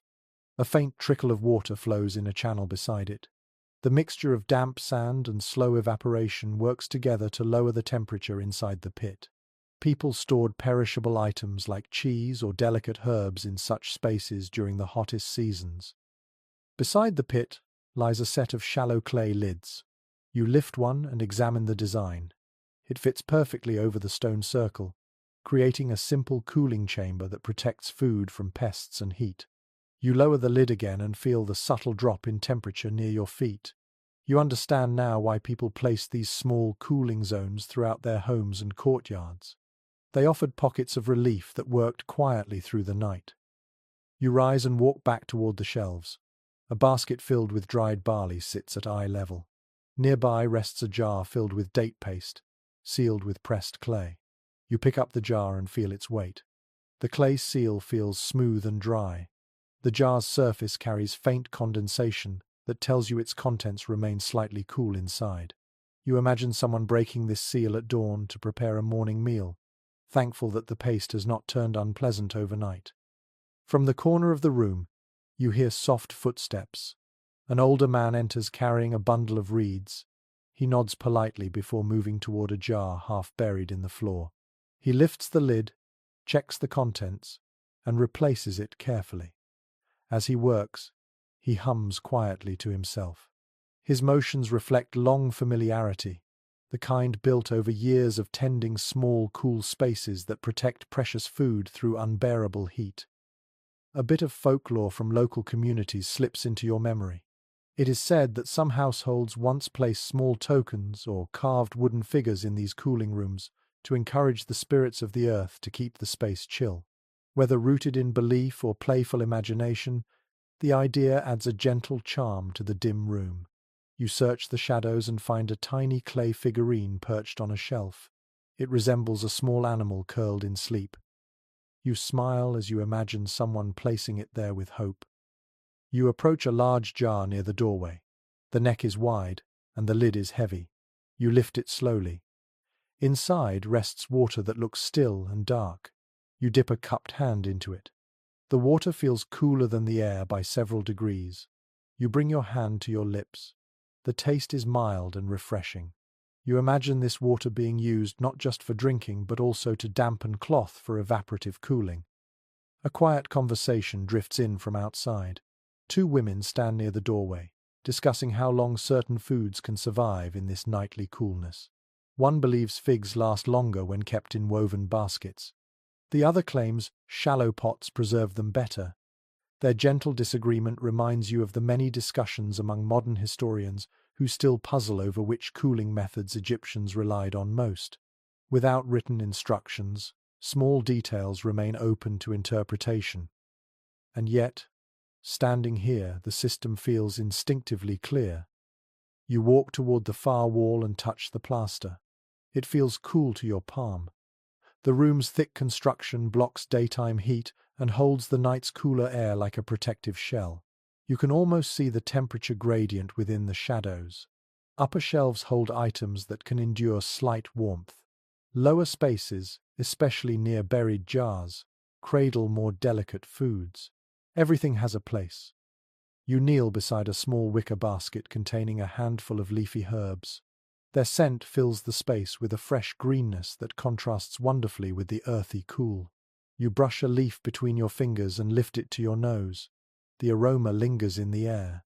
The basket rests near a jar partially filled with damp sand. The setup acts like a natural cooling tray. You marvel at the gentle ingenuity behind it. In the corner you notice a stack of small clay bowls turned upside down on a stand. You flip one over and feel the inside. It is slightly cool, likely from its proximity to the buried jars. You imagine someone pouring water or beer into it during the night, enjoying a drink that retains a hint of freshness in the hot air. Near the door, a family places a tray of soaked fava beans inside the room. They leave them in the cool air for the night so they soften without fermenting. You watch as the mother wipes sweat from her forehead, relieved by the drop in temperature as she steps inside. She lingers for a moment before returning to the hotter world outside. It is clear why these storage rooms counted as some of the most precious spaces in a household. You take one last walk around the room, dragging your fingers along jars, baskets, and clay floors. The coolness wraps around your skin like a soft blanket. You know that outside, the heat still lingers. But in here, the night breathes differently. It tucks coolness into corners, hides it beneath clay lids, and saves it for those who need it most. When you finally step outside, the warm air meets you again with open arms. It feels heavier now. After experiencing the cool sanctuary within, you look back at the entrance, grateful for the small oasis of relief it offered. You continue deeper into the night, carrying the memory of that quiet, gentle chill with you. You walk away from the cool storage room and drift toward the edge of the settlement where the homes thin out and the ground slopes gently downward. The air feels heavier here, but it carries a hint of movement that draws you forward. You hear the soft chorus of frogs before you see the water. Their rhythmic croaking rises and falls like a lullaby guiding you through the darkness. You emerge from behind a cluster of palm trees, and there it is, the Nile. A shimmering ribbon of moonlit silver stretching into the horizon. You step onto the damp soil near the riverbank and immediately the temperature shifts. Cool air rises from the water and wraps itself around your ankles. You pause to savor the sensation. After hours in the restless heat of inland courtyards, this cool breath feels like a gift pressed gently into your hands. You crouch and let your fingers brush the moist earth. It clings to your skin, cool and pliant, releasing a faint scent of river life. A detail often mentioned by students of ancient Egypt surfaces in your thoughts. Many families spent the hottest summer nights sleeping close to the river or within reach of its breezes. The Nile was not only the lifeline of their crops and daily water supply, it was also a source of comfort that calmed the worst of the heat. As you inhale the river air, you finally understand why people gravitated toward it once the sun sank. You walk closer, stepping lightly through reeds that whisper as you pass. The river hums with gentle currents. You kneel at the water's edge and dip your hand in. The temperature surprises you. It is cooler than the air by a few degrees, enough to make your skin tighten slightly. You hold your hand there and watch moonlit ripples distort your reflection. A soft splash draws your attention to a small wooden raft tied to a stake. A fisherman sits upon it, mending a net under the dim glow of a clay lamp. He pauses to greet you with a brief smile before returning to his work. His hands move with a relaxed grace, weaving fibers as though the night belongs entirely to him. You watch him for a moment. The calmness of the scene feels like a secret you have been allowed to glimpse. A curious note from community traditions comes to mind. Some villagers believed that sleeping near the Nile invited dreams filled with messages from river spirits. Whether rooted in imagination or the calming effect of cooling breezes, the idea lingers as you scan the shimmering surface. You feel the river's quiet presence soothing your thoughts, encouraging you to unwind. You rise and walk along the bank, noticing several families settling on woven mats laid carefully on the river's edge. Some have placed clay jars nearby, allowing the water to cool the vessels more effectively through the night. A few adults dip cloths into the river to refresh their skin. The children laugh softly as the cold water surprises them. You watch as one girl presses a damp cloth against her neck and sighs with delight.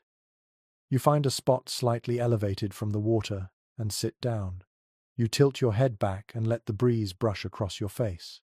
The night sky reflects in the river, doubling the stars and making the world feel larger. Crickets hum in the reeds. A distant splash suggests a fish leaping briefly into the air. Every sound feels gentle, layered, and welcoming. You stretch your legs out and lean back on your palms. The air flowing across your skin feels different here. It carries the moisture of the river, which cools your body more effectively than the dry breeze inland. You close your eyes for a moment, letting the mixture of scents and sounds meld into one soothing rhythm. From nearby you hear soft conversation. Two elders sit on a flat rock discussing how often people should sleep by the river during the worst summer nights. One argues that the cool breezes prevent heat exhaustion. The other worries about insects and humidity making sleep more restless. Their discussion mirrors the uncertainty among modern scholars who still debate how regularly families chose riverside sleeping compared to rooftop or courtyard arrangements. Listening to their voices drift across the water, you sense both points hold truth. You stand and wander toward a narrow inlet where lotus flowers float calmly on the surface. Their petals reflect pale moonlight, creating little pools of glowing white. You bend to smell one. The scent is faint but sweet, carrying a freshness that reminds you of early mornings. Some families believed lotus blossoms encouraged peaceful rest when placed near sleeping mats. You imagine the petals swaying on the water while someone nearby drifts into slumber. A woman sits by the inlet washing a basket. She looks up, smiles, and dips her hands again into the shimmering water. The ripples glide outward, like rings of light.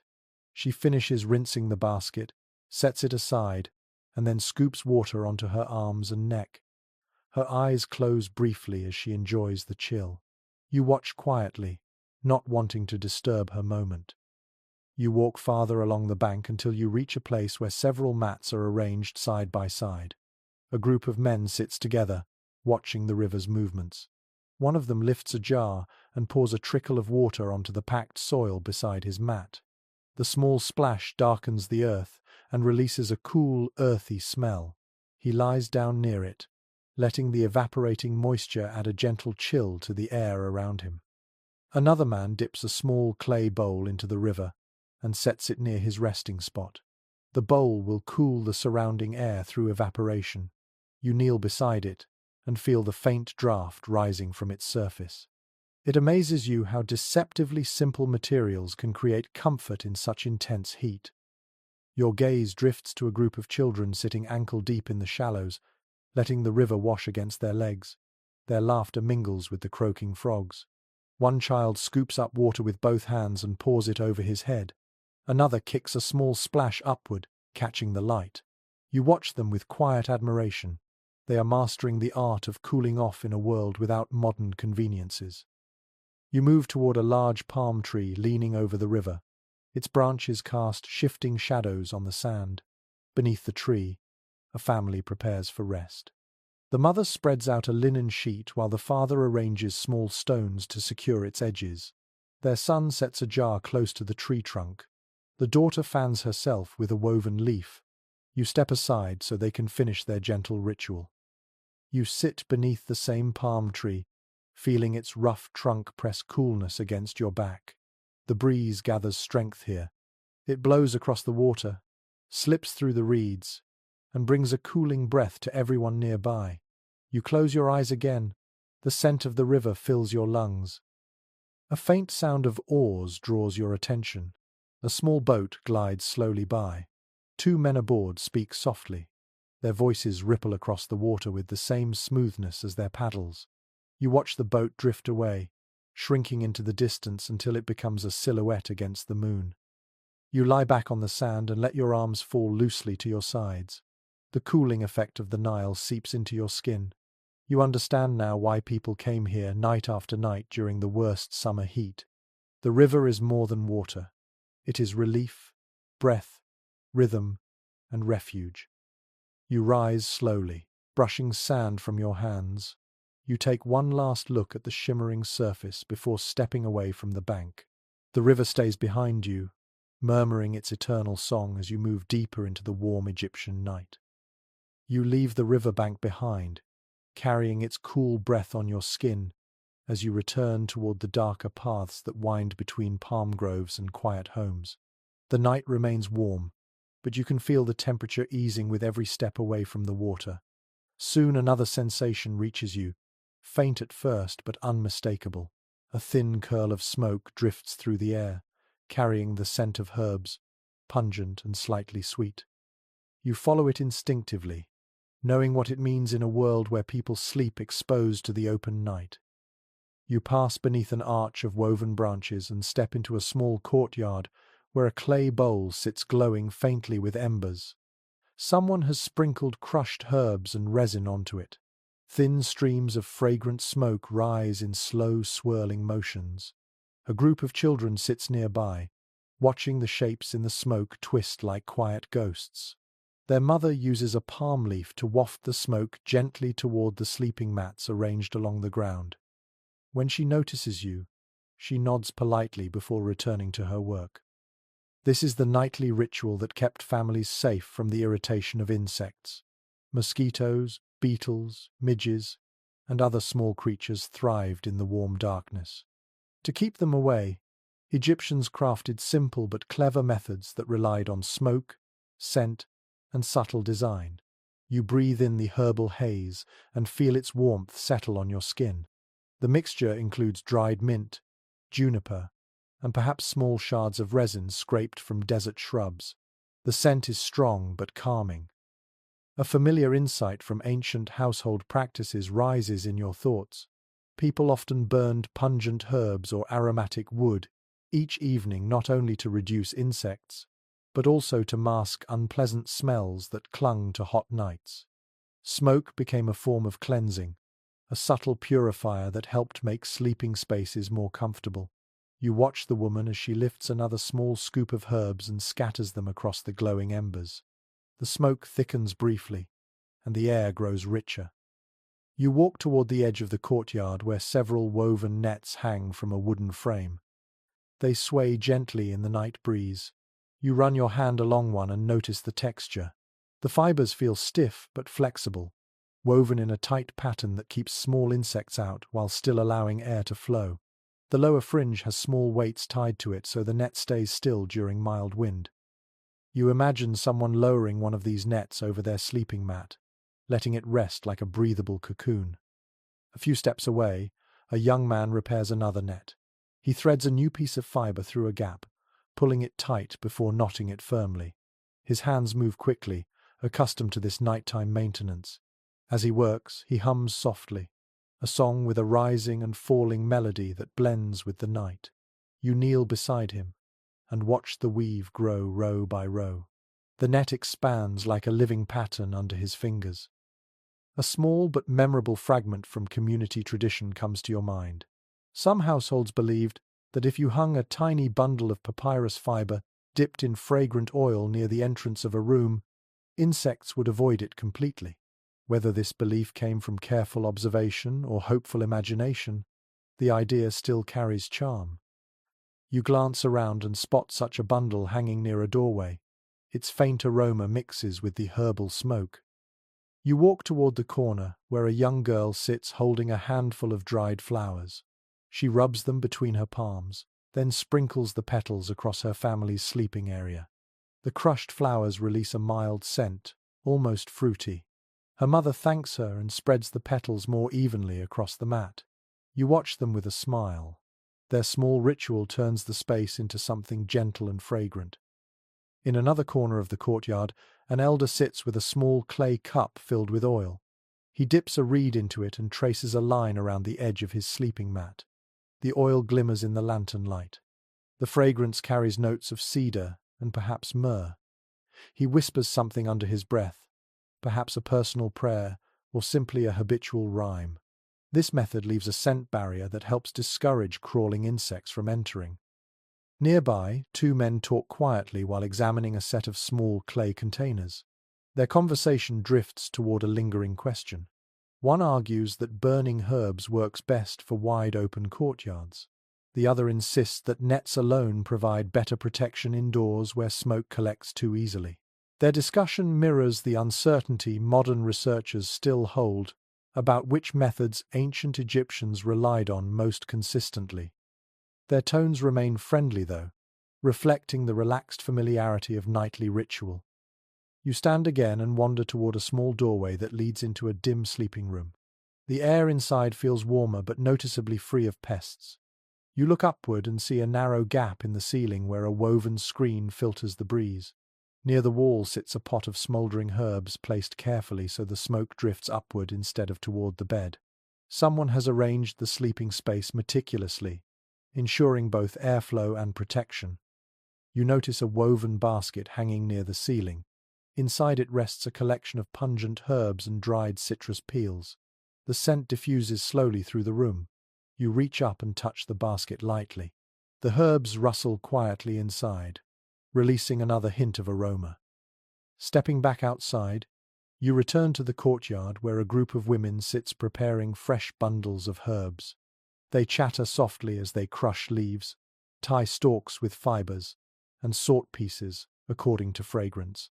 One woman lifts a bundle to her nose and breathes deeply before passing it to her neighbor. Another shakes a handful of leaves into a clay bowl. The rhythm of their work creates a soothing tapestry of sound. You sit beside them and watch as they create mixtures for different purposes. One mixture is meant to burn, another is meant to hang, a third is meant to be rubbed directly onto the wooden frames of beds. The combinations shift depending on the season, the insect population, and personal preference. The women laugh when one suggests that mosquitoes seem to prefer biting her more than anyone else. They tease her gently and offer to prepare an extra strong blend for her mat. A young boy runs into the courtyard carrying a small pot filled with glowing coals. He drops a pinch of crushed leaves into it, then waves his hand to stir the smoke. The aroma climbs upward and expands through the space. He moves the pot from one corner to another, creating a moving ring of protection. You watch the smoke trail behind him, drifting into dark corners where insects might hide. His task is simple but important, one performed by children for generations.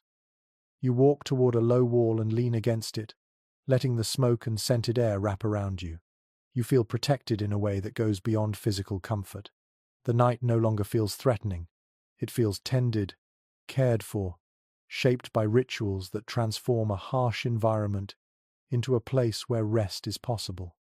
A dog lies curled near the smoke bowl, its ears twitching occasionally at distant sounds.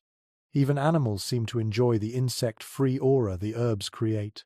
You scratch behind the dog's ear, and it sighs contentedly, shifting closer to the warmth. A faint breeze slips through the courtyard, carrying the scent of cooling herbs across your face. You close your eyes and breathe deeply. The aroma makes you drowsy. The smoke seems to soften the edges of the night. The nets sway gently, voices lower to murmurs. The world grows calmer. You watch the last embers glow softly inside the clay bowl before stepping away from the courtyard. The air behind you remains fragrant and protective. As you continue your journey through the Egyptian night, you carry that gentle shield with you, knowing how thoughtfully people shaped their sleep despite the challenges around them.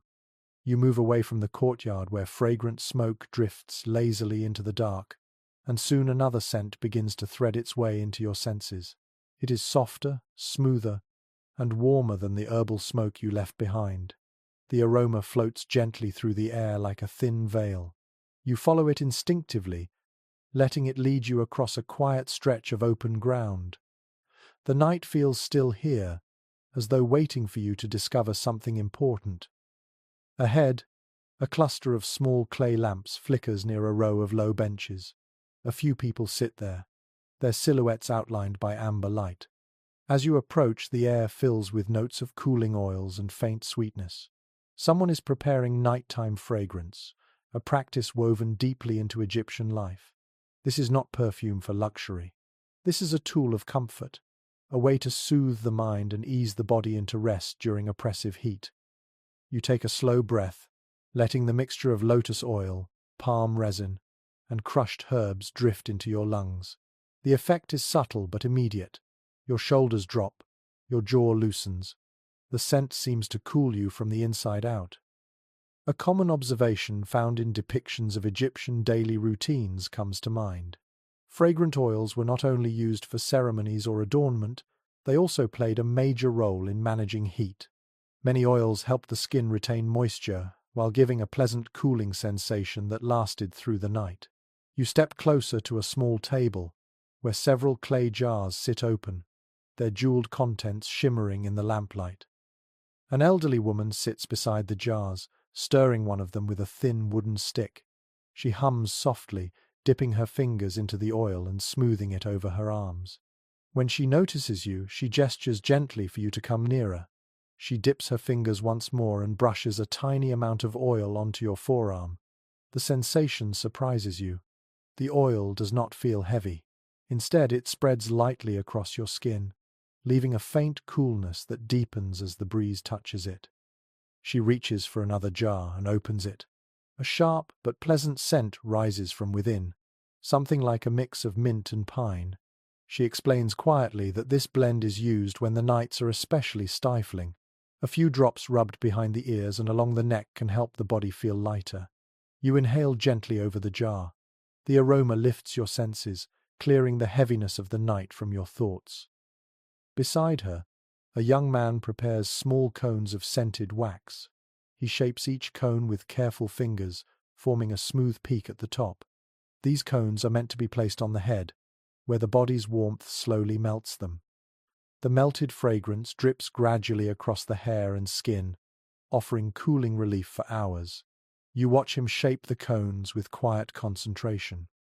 He dips his thumb in a bowl of oil to soften the wax between steps, then rolls the cone on a flat stone to give it symmetry. A small tale whispered through villages drifts into your mind. Some people believed that lotus-scented cones encouraged gentle dreams, especially on nights when heat made rest difficult. Whether the claim grew from imagined comfort or from real experience, The idea feels true after breathing in the fragrance around you. You continue watching the young man. When he finishes shaping a cone, he places it upright on a tray beside a row of others. The cones stand like tiny sculptures glowing faintly under the lamps. Their surface catches the light in delicate highlights. You pick one up and roll it gently between your fingers. It feels slightly cool despite the warm night. Not far away, a group of women crush dried petals using a small stone mortar. The rhythmic grinding brings more scents into the air. One woman pauses and lifts a handful of the powder to her face. She lets the scent linger for a moment, closes her eyes, and smiles. You sit nearby and watch their hands work. The grinding is slow but deliberate, a soft percussion that blends with the nighttime sounds of insects and wind. Another woman melts a small piece of resin over a lantern flame. When it softens into a thick syrup, she mixes it into the bowl of petals. The mixture creates a sticky paste used to scent sleeping cloths. She spreads the paste onto a linen scrap, and then presses another cloth on top. The scent will transfer gently through the layers during the night. A few steps away, a man tends to a bowl filled with water infused with essential oils. He dips a small reed into the mixture and flicks droplets into the air. The droplets catch the lantern light before disappearing into the night. He repeats the motion slowly, letting the scent settle across the sleeping area like a blanket of calm. When the breeze carries the fragrance toward you, it washes over your senses with a refreshing sweetness. You move closer to the man and watch him swirl the reed in the bowl. The oil leaves shimmering patterns on the water's surface. He tells you that families prepare different blends depending on the season and the needs of the household. On the hottest nights, cooling oils like mint, blue lotus, and sweet myrtle are favored. When humidity rises, people add cedar or juniper to keep the air feeling fresh. Two men nearby speak quietly about how much oil to use each night. One insists that a light touch is best, so the scent can float gently through the space. The other likes a heavier aroma, especially when people gather in close quarters. Their conversation reminds you of the way modern experts sometimes debate which aromatic compounds provided the most relief. Some believe the cooling comes from evaporation on the skin. Others think the psychological comfort mattered more. Watching these men, you suspect both were true. You stand and wander toward a long bench where several clay lamps glow steadily. Their flames reflect softly in bowls of scented oil placed nearby. You lift one bowl and swirl it slowly. The fragrance rises like warm silk. You trail your fingers through the surface and bring them to your face. The scent lingers faintly, soft and steady. A young girl approaches carrying a small bundle of herbs tied with string. She places it at the foot of a sleeping mat and adjusts the corners with careful hands. The bundle releases a floral aroma that blends with the surrounding fragrances. She smiles shyly as she finishes, then moves to help her mother prepare another mat. The space soon fills with a calm, layered scent. It soothes without overwhelming. You take a seat near one of the lamps and let the smells drift around you. The cooling oils settle on your skin. The fragrant air makes your eyelids feel heavy. The sounds of grinding herbs and quiet conversation fade into the background. You feel as if you are sitting in the heart of the night, wrapped in a blend of scent, warmth, and gentle relief. Families begin settling onto their mats. Some rub their arms with fragrant oil. Others place cones carefully onto their hair. A few wave the scented air toward themselves with slow, practiced motions. The night seems to deepen around them, softened by aroma and oil. You stand, absorbing the final traces of cooling scent lingering on your skin. As you step away, the fragrances remain behind you like a quiet echo, fading into the warm breeze. You continue into the Egyptian night, carrying a soft veil of lotus and mint with every step. You leave the scented gathering behind and wander toward the darker outline of a long residential street where the faint glow of scattered oil lamps dots the edges like flickering stars pressed against the earth. The air feels warmer again, but quieter. As you walk, you notice the soft chorus of nighttime sounds beginning to rise around you. They swirl in gentle layers, forming the soundtrack of Egyptian nights that countless people fell asleep to. You slow your pace, letting each sound settle into your awareness. First comes the steady croak of frogs in the distance, carried from the river banks. Their calls move in waves, rising and dipping in patterns that feel rhythmic enough to calm your pulse. Then you hear a low murmur of voices from a courtyard where someone is finishing a late meal. The sound is soft and intimate, like the hum of a family settling into rest. You step forward and catch the rustling of palm leaves overhead as a mild breeze pushes through them. The fronds move with a whispering sound that feels almost alive, like the forest itself is breathing. You pause beneath the tree and close your eyes, letting the rustle settle into the space between your breaths. A familiar detail recorded in many studies of ancient Egyptian daily life drifts into your thoughts. The nights were never perfectly silent. People slept through a blend of natural and human-made sounds that shaped their dreams and comfort.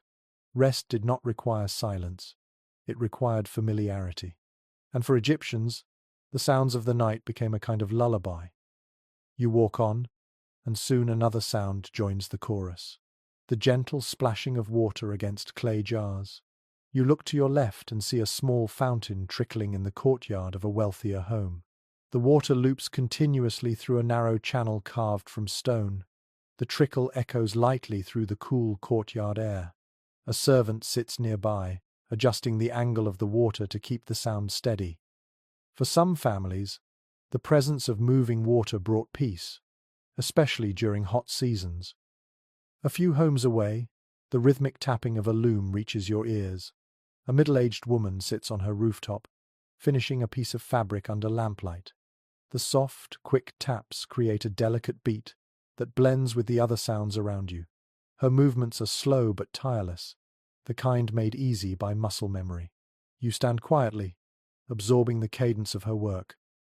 Then comes the sound of distant hoofbeats. You turn your head and see a man leading a donkey through the street. Its steps fall in a slow, almost sleepy rhythm. Each hoof meets the packed earth with a thud softened by layers of dust. The man hums a low tune as he walks, guiding the animal toward a nearby stall. The donkey snorts once, then settles into an even slower rhythm, its tail swishing at the night air. As you continue wandering, you notice a low hum of insects, less aggressive than the buzzing of day but still prominent. Their sound rises in droning waves that merge into an ambient haze. The insects cling to the heat lingering in the walls and stones. Their music provides a backdrop to the softer noises of human life. You lift your hand to feel the air. It holds a warm vibration that matches the sound around you. You take a deep breath and stroll farther into the settlement. A pair of boys sit on a rooftop plucking strings on a small instrument. The melody they create is simple, perhaps an improvised tune they have repeated night after night. Their soft notes drift through the open air. You can almost feel how the music brings a sense of unity to the quiet landscape. From behind a mudbrick wall, you hear the gentle clinking of pottery. Someone is stacking jars for the next day. A man hums quietly while he works. The sound is so steady that you find yourself moving in rhythm with it as you pass. The air around the wall feels cooler, hinting at a small water channel hidden on the other side. You pause near another courtyard where a mother sings to her child. The lullaby floats into the night with a softness that overrides the persistent heat. Her voice rises and falls, wrapping around the child like a protective cloak. You feel your breath matching the pace of her song. You imagine countless mothers across the ages soothing their children in similar ways. A bit of old lore passes through your mind. Some villagers believed that nighttime sounds carried the stories of the gods. The croak of frogs represented the rise of life. The rustle of palms echoed divine whispers. Even the hum of insects was thought to be a reminder of the earth's never-ending energy. Whether literal or symbolic, the belief gave depth to every sound. It added meaning to the ordinary. You walk deeper into the neighborhood, where the scent of warming bread still lingers from earlier meals. The night is calm. In the dimness, a few dogs settle near doorways. Their soft panting joins the ambient night sounds. One dog lifts its head as you approach, then lowers it again after deciding you pose no threat. You smile at how seamlessly animals blend into the nighttime rhythm. Nearby, a group of elders sits in a semicircle, engaged in quiet conversation. Their voices mix with the hum of cicadas. They speak about the temperature, the day's work, and the slight breeze that began about an hour ago. Their tone is relaxed, warm. They do not need silence to rest. They simply pace their voices with the night. A warm draft moves past your legs, reminding you that the heat has not fully given way. But the sounds distract you from its weight. They create a buffer between you and the day's harshness. You look up at the night sky. The stars shine clearly, unobstructed by humidity. Their silent glow contrasts the layered noises below. You turn down a narrow passage where the soundscape changes again. A thin trickle of water flows along a small trench cut into the ground. The sound is subtle but steady. You crouch and run your hand over the trickle. It feels cool enough to soothe your fingers. Someone walks past holding a small pot, letting the water fill it halfway. The quiet splash blends perfectly with the night. Another rooftop catches your attention. Several people lie there already resting.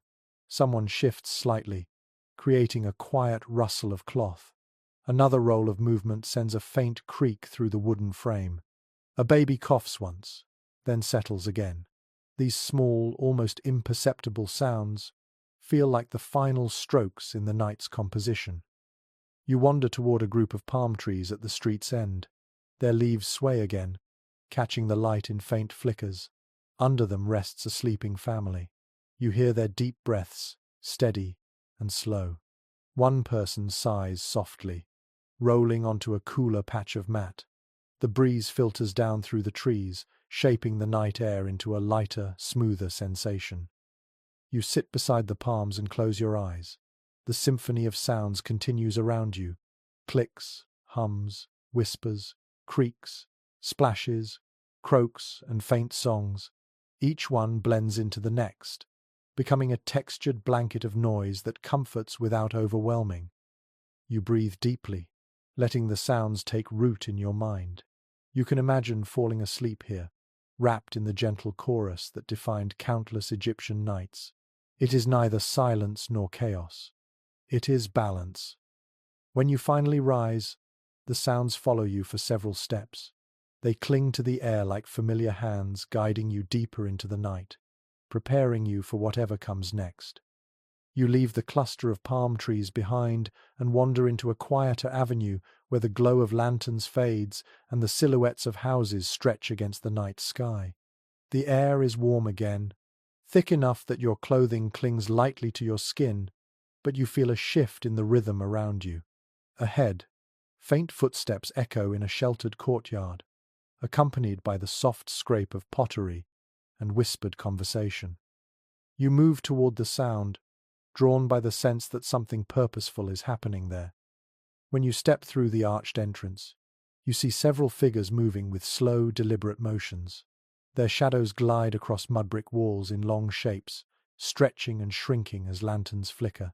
These are the servants of the household, preparing the sleeping spaces for the night. Their tasks are gentle and unhurried. Each motion feels like part of a ritual crafted through generations. A young servant spreads a linen sheet across a raised platform, smoothing the edges with practiced hands. Beside him, another shakes out a woven mat, letting dust fall silently into the courtyard floor. The night breeze lifts the edges of the fabric, helping him. You watch as he folds the corners in precise angles, his movements guided by both habit and subtle intuition. A detail often noted in studies of Egyptian households comes to your mind while observing this quiet choreography. In larger homes, servants played a significant role in evening routines, handling tasks that ensured comfort in the intense heat. They aired bedding, prepared scented oils, and arranged furniture to capture the coolest breezes. Their work took place between sunset and moonrise, shaping the comfort of their employers through the long summer night. You step closer and notice a woman preparing a pallet near a window. She wipes the wooden frame with a damp cloth, removing traces of dust that accumulate during the day. She breathes softly as she works, pausing now and then to feel the airflow. Once she finds the right angle, she nods in satisfaction and places the mat exactly where the breeze falls strongest. Her hands are steady, experienced. In the far corner of the courtyard, an older servant stirs a bowl filled with water. He dips a folded linen cloth into it, wrings it carefully, and then drapes it along a wooden rail. As the cloth dries, it will cool the surrounding air and send a fresh scent into the space. You move closer and feel the faint chill rising from the evaporating moisture. It surprises you with how effective it feels against your warm skin. A small detail whispered by families over generations comes to your thoughts. Some believed that the calm energy of servants spreading bedding and tending household spaces attracted peaceful dreams. Whether rooted in superstition or gratitude, the idea feels fitting as you watch the gentle flow of their work. Sitting on a low bench near the wall is a woman grinding dried flowers into a soft powder. She mixes it with a drizzle of oil to create a fragrant paste. With nimble fingers she smooths the mixture into the edges of a sleeping mat. This will release a cooling aroma through the night. You lean closer and catch a whiff of lotus and desert herbs. It calms your senses instantly. Several children peek from a doorway, watching the adults. One boy tiptoes across the courtyard, carrying a clay cup of water. He hands it to the woman with a proud smile. She pats his shoulder and adds a few drops into her bowl. The boy beams as though he has helped cool the entire night. As you watch, you notice another task unfolding. A servant adjusts the position of a palm leaf fan mounted near the sleeping area. The fan is not moved manually but angled so the night breeze will strike it and create additional airflow over the sleepers. You admire this simple but ingenious solution. He ties the fan to a wooden pole, tests its movement, and steps back to observe. From a nearby doorway, two men emerge carrying a long wooden frame. They lower it gently near the courtyard's open side. This frame will become the sleeping space for the head of the household. They adjust the legs until the bed sits slightly tilted, angled perfectly to catch the night breeze that slips between the walls. The men murmur to each other softly, exchanging observations about the wind's direction. A passing thought touches your mind.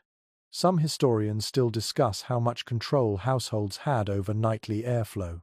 Were these arrangements deliberately engineered or simply improvised through experience?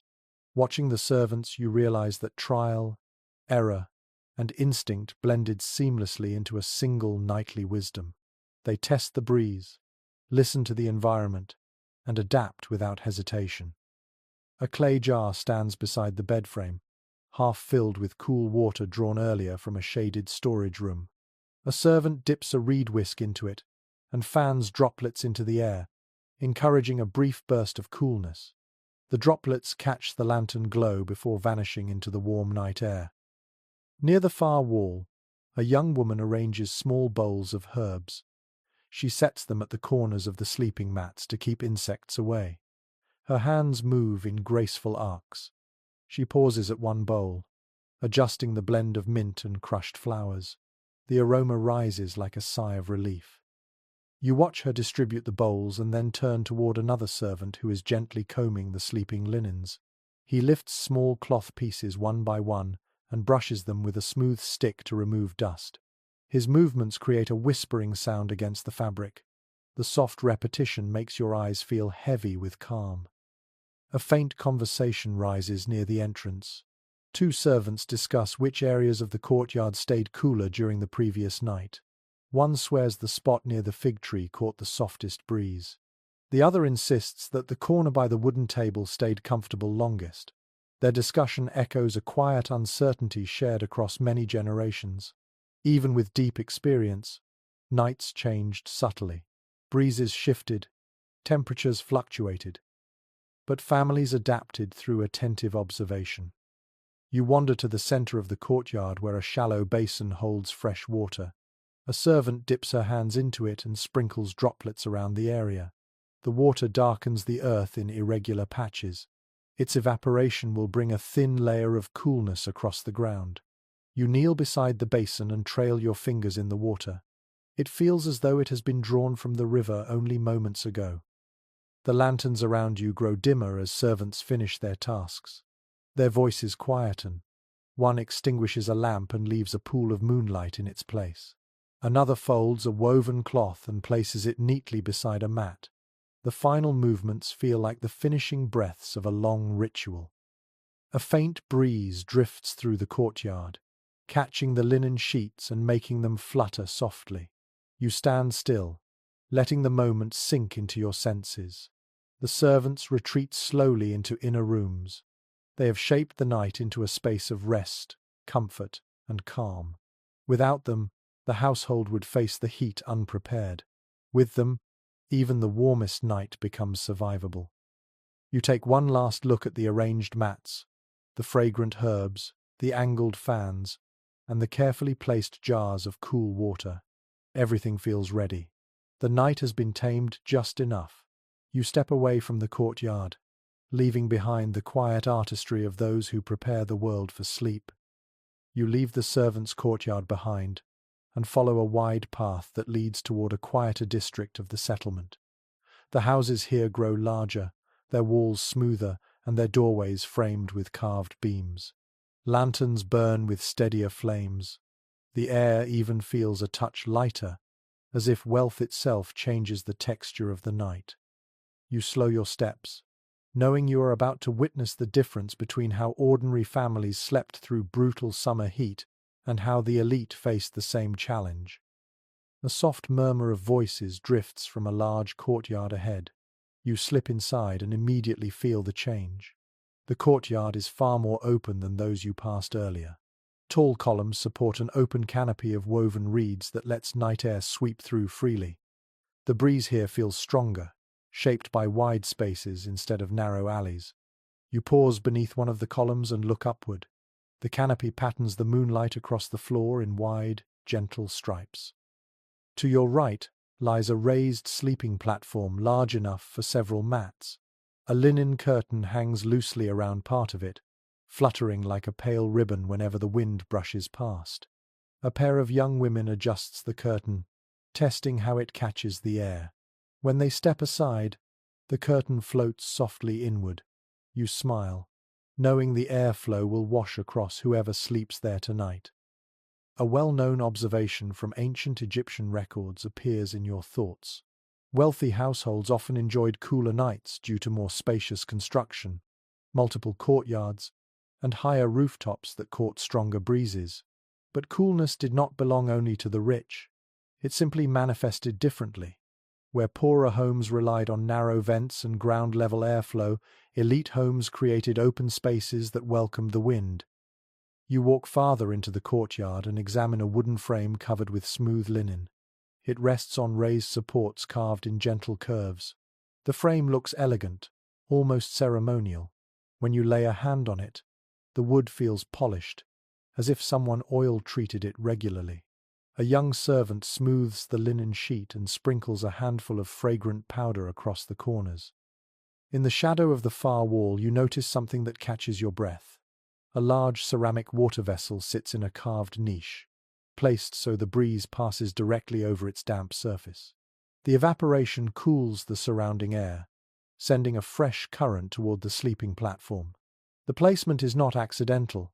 Someone understood the wind's path and arranged these vessels to make the most of it. You take a slow step toward the vessel and brush your fingertips across its surface.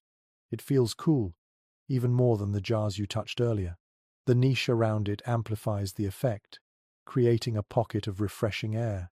You imagine an elite family reclining nearby while servants gently fan the air if the night became unbearably warm. Two men stand near the center of the courtyard discussing something in low voices. You listen and soon realize they are debating the ideal placement of the sleeping platforms. One believes the platform should be positioned close to the open side of the courtyard to catch stronger breezes. The other insists on keeping it near the cooling vessel to benefit from the evaporated moisture. Their conversation mirrors a familiar modern uncertainty about how ancient elites optimized nightly comfort. The answer likely shifted with each season, each house, each night. As you walk past them, a girl carries a small basket filled with fresh lotus petals. She scatters the petals near the sleeping platforms with soft, patient motions. Their scent rises slowly into the air, adding a gentle freshness that lingers without overwhelming. She smiles when she notices you watching, then continues her task with a quiet grace. You wander into the attached hallway, drawn by a faint shimmer of lamplight. The hallway opens into a decorated chamber. Here lies another sleeping arrangement, smaller and more private. The bed occupies the center of the room, framed by carved wooden posts. Woven mats hang on the walls, absorbing heat that would otherwise radiate into the sleeping space. A servant adjusts one mat, tapping it lightly to check for dryness. When he turns, he sees you and steps aside politely. A small bowl rests on a low table beside the bed. Inside it floats a mixture of oils. You lean closer and smell hints of marjoram and sweet myrtle. Someone will use this blend to cool their skin before resting. A folded cloth lies beside the bowl, neatly arranged for easy reach. You imagine a household member dipping the cloth lightly into the mixture and smoothing the cool liquid along their temples and arms.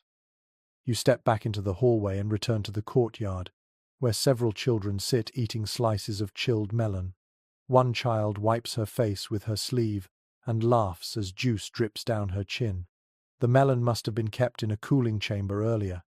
Even small luxuries like this transformed the night into something gentler. As you stroll deeper into the elite district, you pass another large home and hear faint musical notes drifting from an upper balcony. Someone is playing a small harp. The delicate melody floats through the air like a ribbon of silver. The soft plucking of strings makes you pause. Music, especially in wealthier homes, often accompanied evening rest. Families enjoyed short performances or gentle tunes played by household musicians. The next courtyard you explore offers a sharp contrast to everything you saw earlier. Here the sleeping platforms line a long, open-air gallery. Each platform sits beneath a slanted wooden frame designed to direct breezes downward toward the sleepers. The frames act like funnels, catching higher winds that skim the rooftops and channeling them gently below. You stand beneath one and feel the faint, river-like flow of air sliding past your arms. A pot of chilled water rests near the gallery. A servant dips a cloth into it and wrings it thoroughly before draping it over a wooden beam. The breeze passes through the damp cloth, cooling the air as it moves. The effect feels like walking into a pocket of early morning air. You settle there for a moment, letting the coolness wash over you. Then, as you stand quietly, you hear a softer commotion from the far corner of the courtyard. A group of women prepares a sleeping area for their mistress. They adjust linen pillows stuffed with soft plant fiber. They brush the mats gently to remove stray dust. One of them places a shallow bowl of scented water at the head of the bed. Another adjusts a curtain to filter the moonlight. You observe their calm, respectful movements. It strikes you how important nightly rest was to everyone, regardless of wealth. Yet wealth shaped rest differently. Here the solutions are expansive. Open courtyards, large vessels, music, scented oils, shaded galleries. In poorer homes, comfort relied on clever placement and small rituals. Both groups fought the same heat, but with different tools. A servant steps forward carrying a small clay jar. She opens it and the scent of cool mint floats upward. She brushes a tiny amount along the wooden frame of the bed, leaving a shimmering trace. She repeats the motion with slow care, ensuring the fragrance will rise throughout the night. You stand a long moment watching the quiet bustle. The lanterns flicker softly. The breeze surrounding the courtyard moves steadily, filled with scent and movement. As the final touches are added, the servants step aside. The courtyards settle into stillness, waiting for sleepers to arrive. You turn and leave the elite district behind, stepping once more into the mixed warmth of the night. You glance back only once and see the silhouettes of wide courtyards and angled frames catching the moonlight. In contrast, the dark rooftops of ordinary homes rise behind them, steady and familiar. The two worlds blend together in the same desert heat, each shaping its own version of the night. As you walk away, you feel a deeper understanding of how Egyptians faced the fiercest summers. Comfort varied, solutions differed, but the desire for coolness, rest, and serenity was universal. And each family, whether wealthy or humble, found its own way to carve peace out of the heat. You step out of the elite district and follow a path that rises gradually toward the rooftops and open fields beyond the settlement. The night stretches wide here, and the sky opens above you like a vast bowl sprinkled with glowing sand. For a moment you simply stand still, letting the expanse wash over you. The stars feel close enough to touch. Their silver sheen reflects across the desert and softens the lingering heat with a quiet beauty no structure could ever offer. You climb a small incline and find yourself standing on a wide rooftop overlooking the river and the distant flicker of lamps in scattered homes. The air here feels easier to breathe. A soft, steady breeze glides along your arms, carrying the faint scent of dust, palm leaves, and distant water.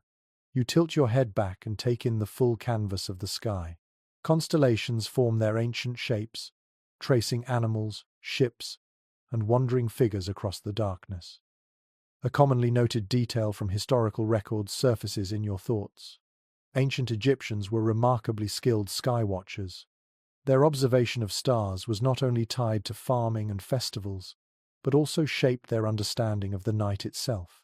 People often slept outdoors during the hottest months, and as a result, stars became familiar companions, silent guides that offered comfort long before sleep arrived.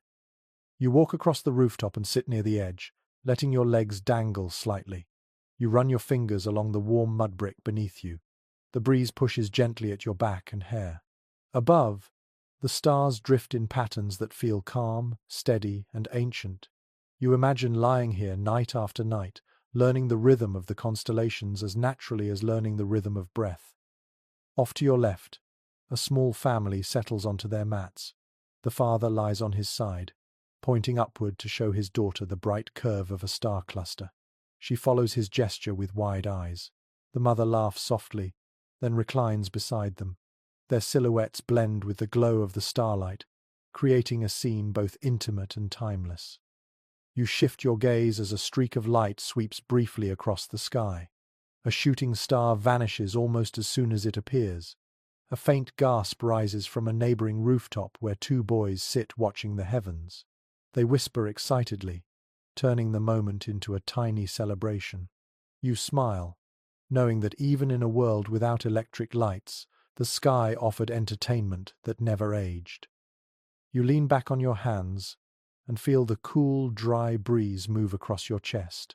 It sweeps upward again, brushing your cheeks. The air here feels freer than in the courtyards below. It moves as it pleases, unblocked by walls or narrow alleys. You understand now why rooftop sleeping became such a beloved part of summer nights. Here the stars keep watch while the wind keeps company. A soft humming sound reaches you from the rooftop next to yours. You turn to see a woman sitting with a small object in her lap. She traces her fingers along a series of carved marks, whispering a quiet song that follows the path of the stars above.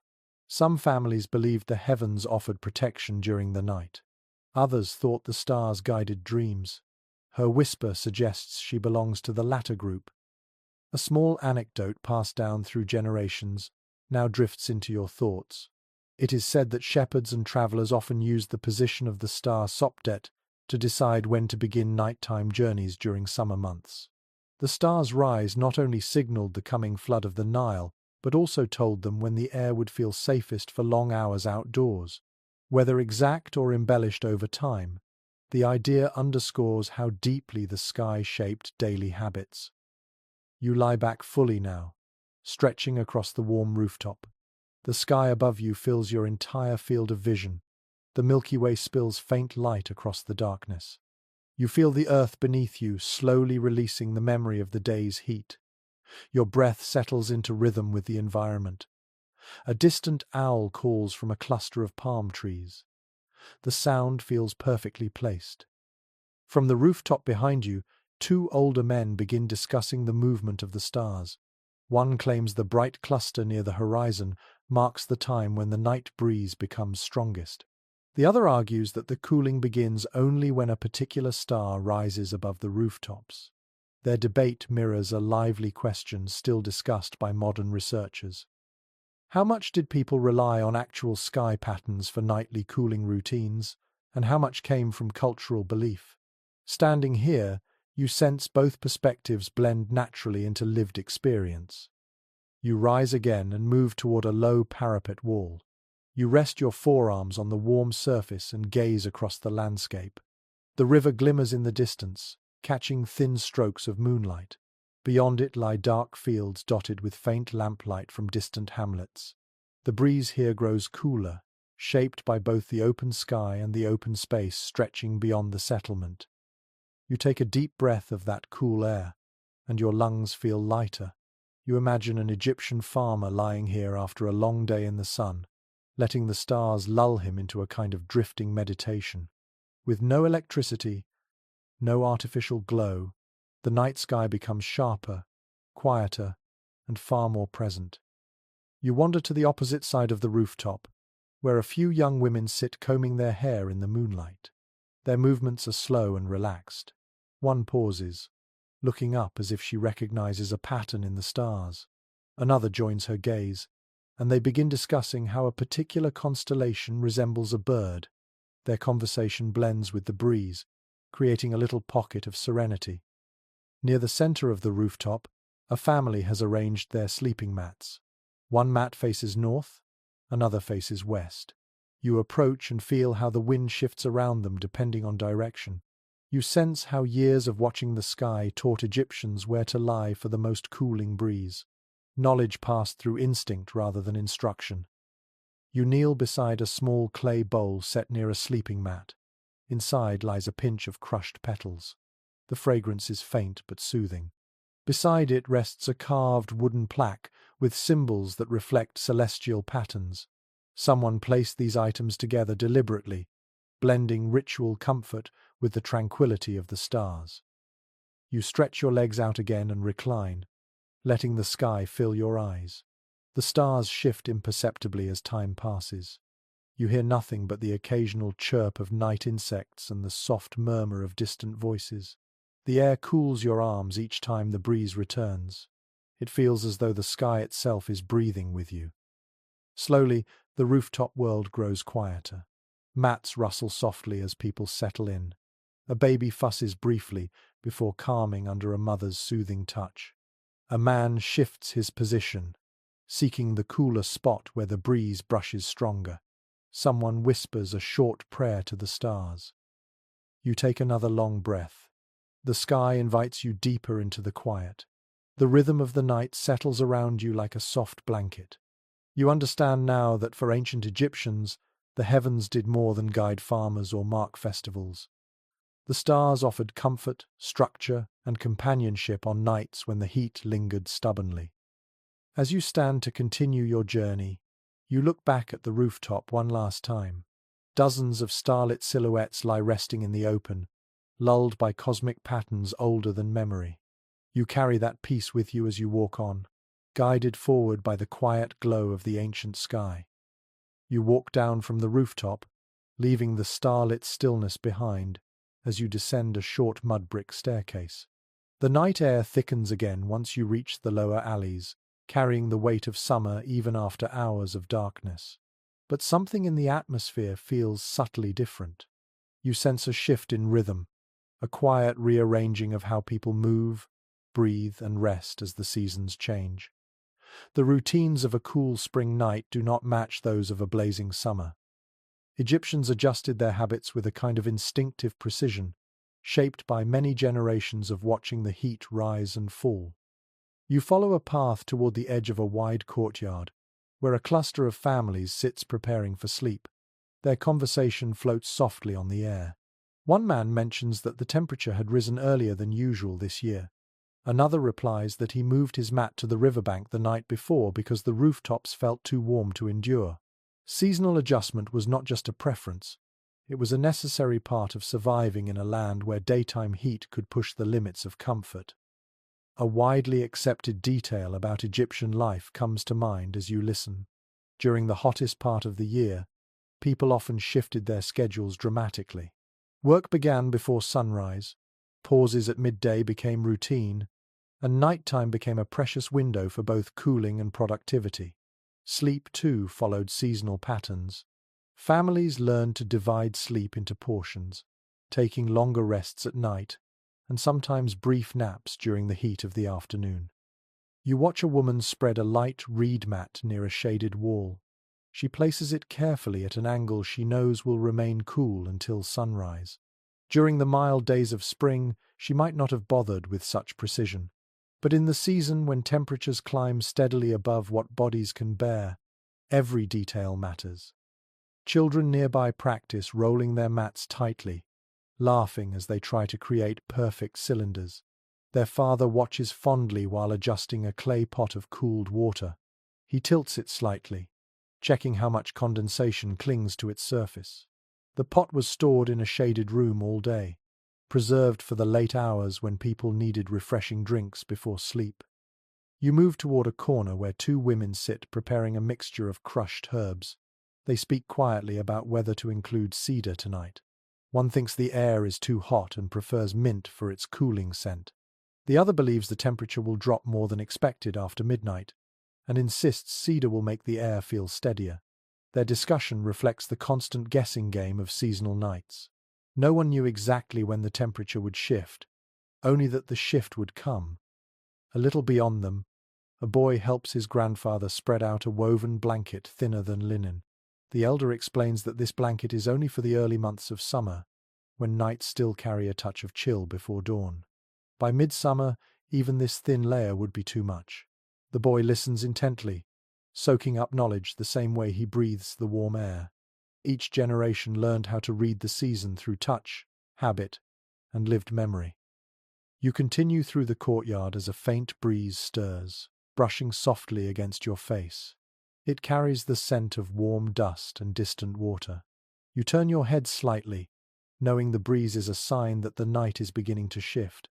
A woman nearby notices the movement of her hanging cloth and rises to adjust her sleeping spot. The cloth now billows gently, catching air that did not exist minutes earlier. She nods in approval and settles her mat accordingly. Another cluster of people sits near a row of clay jars. They debate tomorrow's plans. One man suggests waking an hour earlier to avoid the rising heat while farming. Another warns that if the winds change, early mornings could bring unexpected warmth. They speak with the ease of people who have learned to respect the season's unpredictability. The heat demanded flexibility, not rigid routine. As you continue walking, you spot a small group of elders sitting beneath a trellis of vines. Their faces glow in the lantern light. One elder explains how, as a young man, he used to sleep close to the river every night throughout midsummer. Another recalls climbing the roof beams to rest as high as possible in hopes of catching cooler breezes. Their stories weave a picture of seasonal life that blends tradition and personal experiment. A quiet disagreement arises among them. One elder insists the river provides the best cooling in late summer. The others believe rooftops hold more comfort when humidity rises. Their discussion mirrors a gentle academic debate still lingering today. Which seasonal environment offered the most relief? Evidence suggests multiple answers, shaped by region, weather patterns, and personal preference. You leave them behind and approach a low wall where a group of teens tries to decide whether to sleep indoors or outdoors. One girl points to the sky, saying the stars appear sharper tonight, meaning the air is dry and suitable for rooftop sleeping. Another says the breeze seems weak, making indoor rooms feel less stifling. Their conversation is light-hearted, but you hear the echo of an ancient seasonal awareness that guided their choices. On the opposite side of the courtyard, a pair of boys fill small bowls with water and place them in various corners to enhance evaporation. They laugh as they race between the bowls, trying to finish before their grandmother finishes preparing the mats. The bowls will cool the air slightly, creating pockets of relief throughout the courtyard. In spring, they might use fewer bowls. In midsummer, they use every one they can find. A mother nearby unrolls a long linen sheet. She shakes it once, letting the warm night air slip through its fibers. She explains to her daughter that in early summer they lay the sheet loosely so the wind can pass beneath it. But later in the season, when the air grows dense, they use the sheet only as a light covering, never tucked, always free. The girl nods, committing the advice to memory. You wander toward the courtyard entrance, where a cluster of men inspect the sky. They speak about how the heat has lingered later this year. One points at a dim star near the horizon, saying it rises earlier now because the season is shifting. Another shakes his head, claiming the wind patterns tell the true story. Their quiet disagreement highlights a long-standing tension between celestial and atmospheric interpretation. People relied on both, but neither offered perfect predictions. You step out onto the main path again and walk among the houses, feeling the warmth cling to your skin. But now you understand the deeper rhythm hidden within these nights. Egyptians adjusted to the seasons constantly. They shifted sleep times, rearranged mats, changed their cooling techniques, and balanced instinct with observation. A mild breeze returns and flows over your arms. You close your eyes and let it settle. The night is alive with subtle changes, each one guiding how people rest. You walk on, carrying the understanding that comfort in Egypt was not static. It was a dance with the seasons, performed every night in the warm embrace of the desert air. You continue walking along the warm path, feeling the night loosen around you as the wind shifts once again. A faint glimmer of lamplight flickers ahead, guiding you toward a quiet space nestled between two broad houses.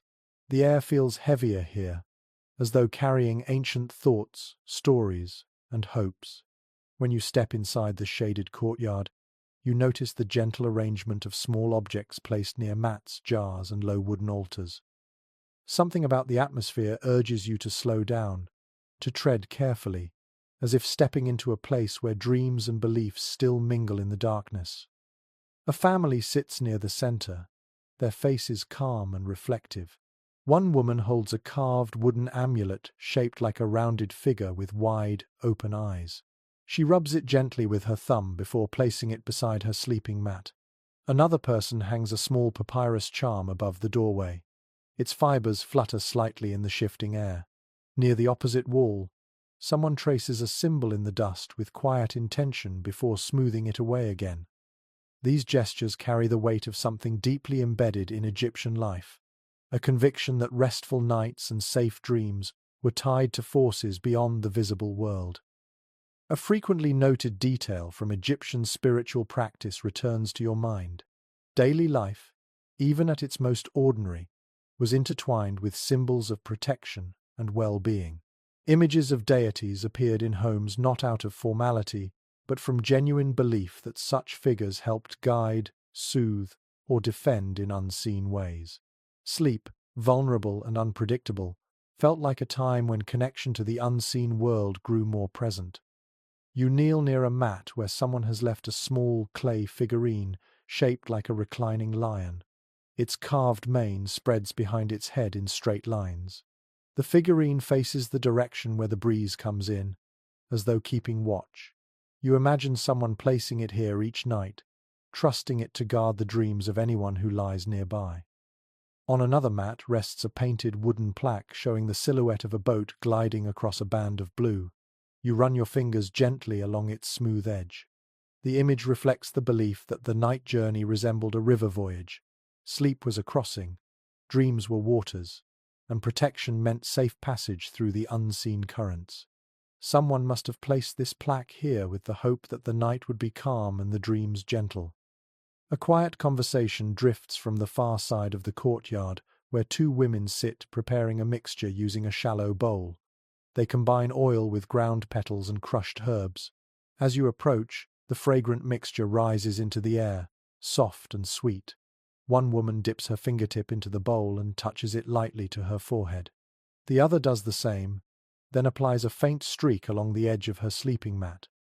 You recognize the blend as something meant to encourage peaceful dreams and bring a cooling sensation to the skin.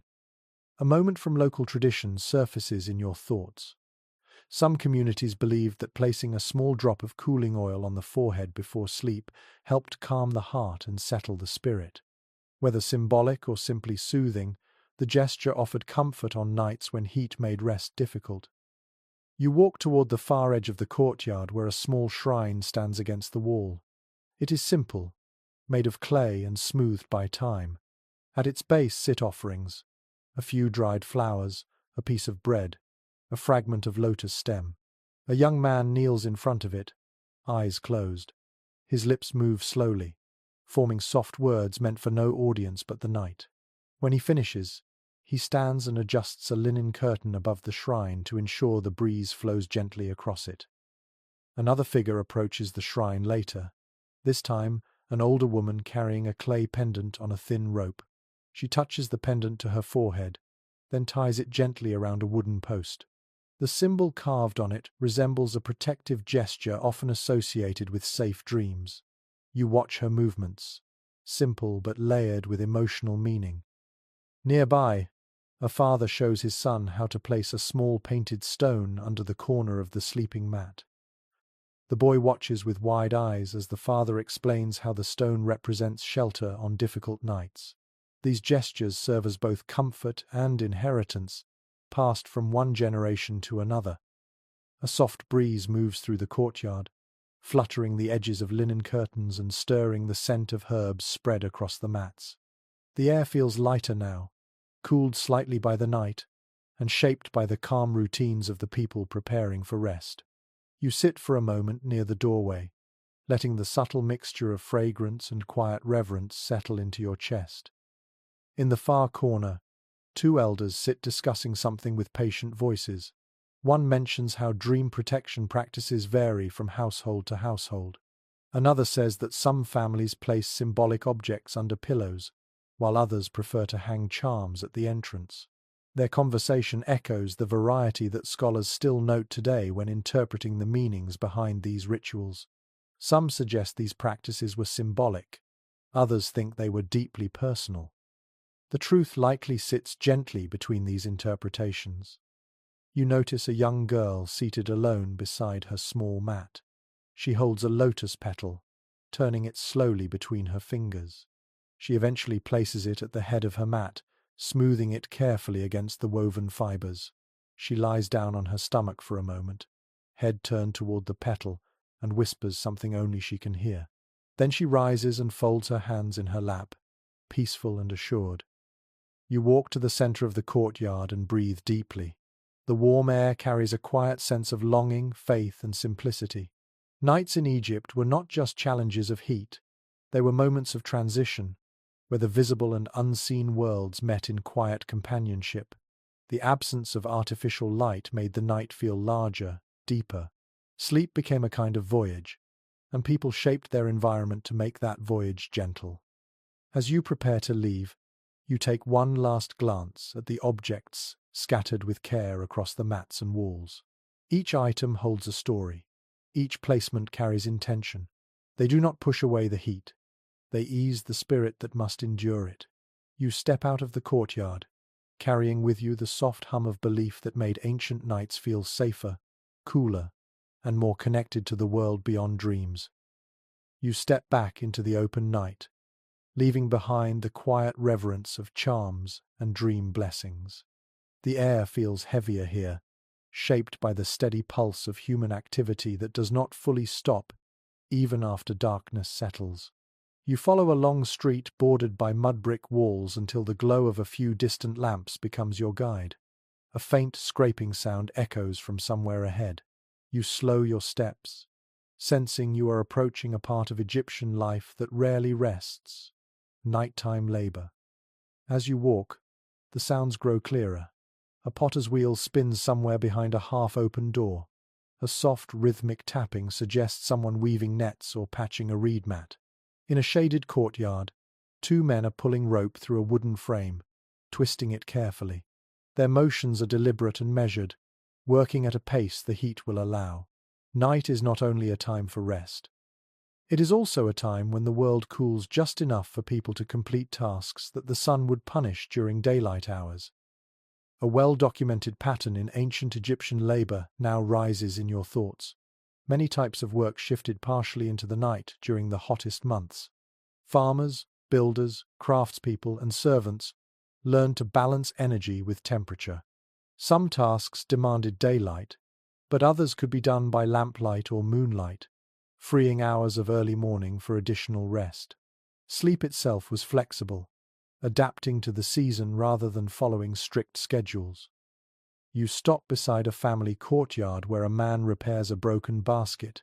He sits cross-legged with a pile of palm strips beside him, weaving them into sturdy shapes. His wife grinds wheat on a stone slab, using slow, circular motions to reduce the grain into fine flour. She wipes sweat from her forehead and continues. Her expression is not one of fatigue but of focus. She wants to finish before the heat rises again.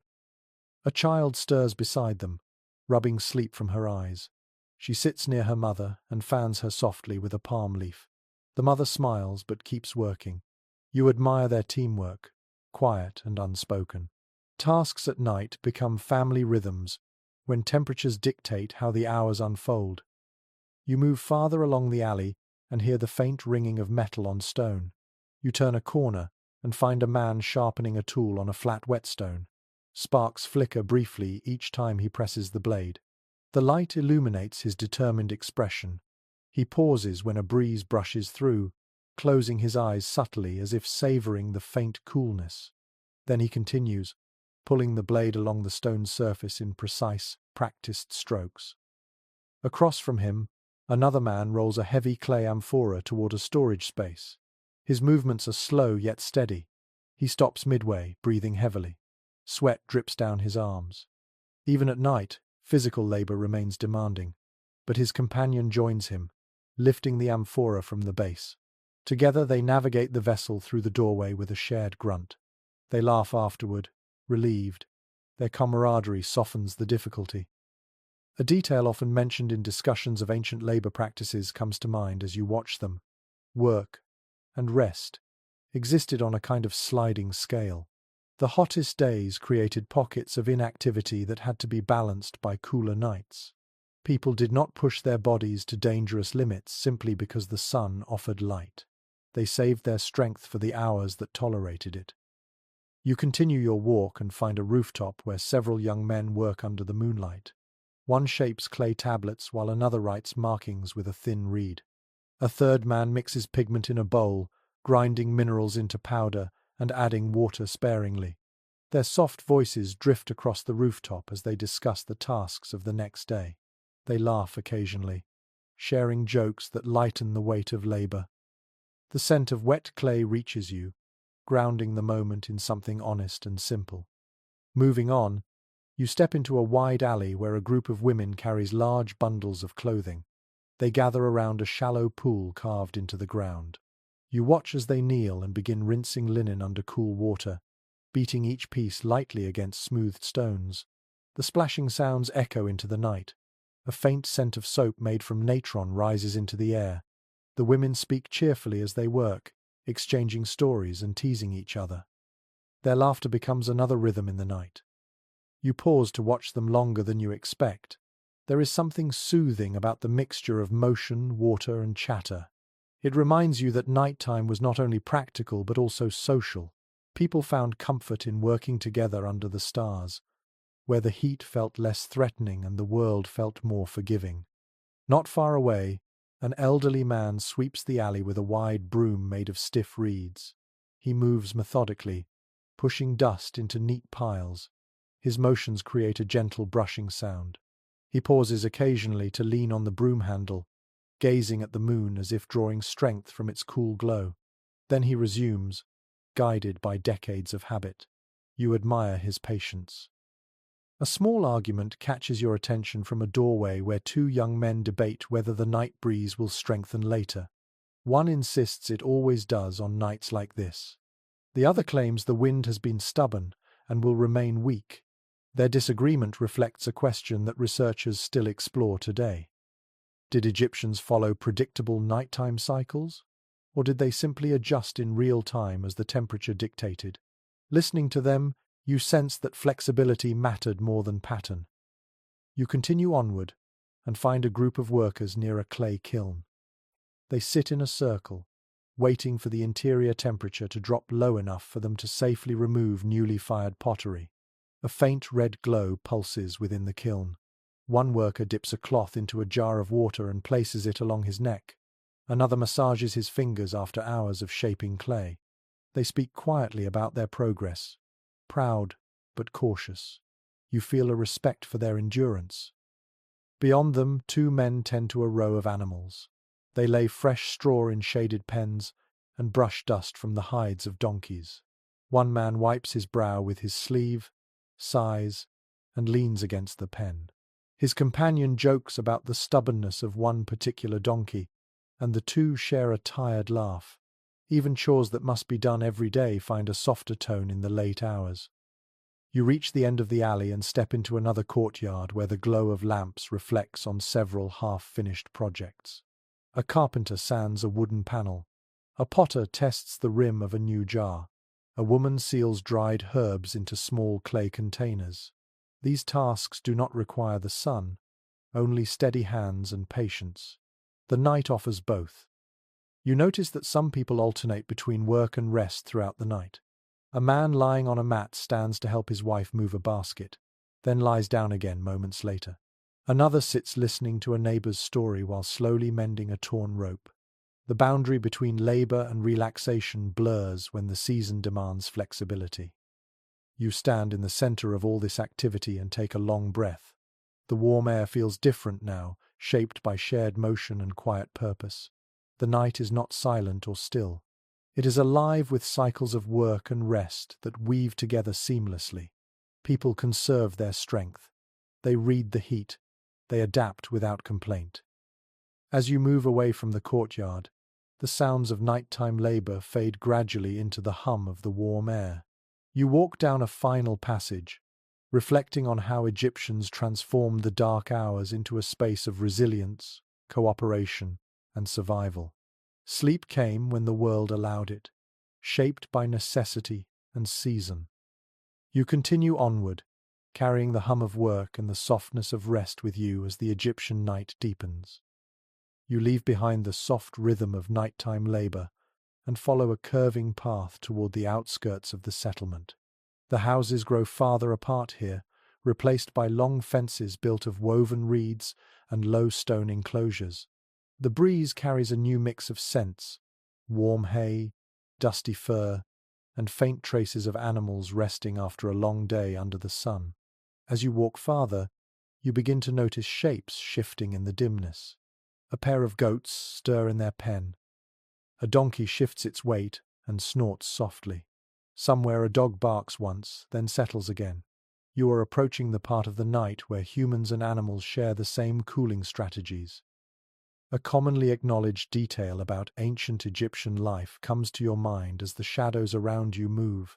Many families kept animals not far from their homes. Chickens, goats, donkeys, dogs, and sometimes cattle all lived within reach, shaping the soundscape, temperature, and rhythm of the night. Even cats wandered freely, welcomed for their ability to keep pests away. Animals were not separate from human comfort. They were part of the nightly ecosystem. You step into a small courtyard that houses several woven reed shelters. Chickens roost quietly on low beams. Their soft rustling fills the silence. You notice how the shelters stand slightly elevated above the ground, allowing the air to circulate beneath them. The design helps prevent heat from building up, even at night.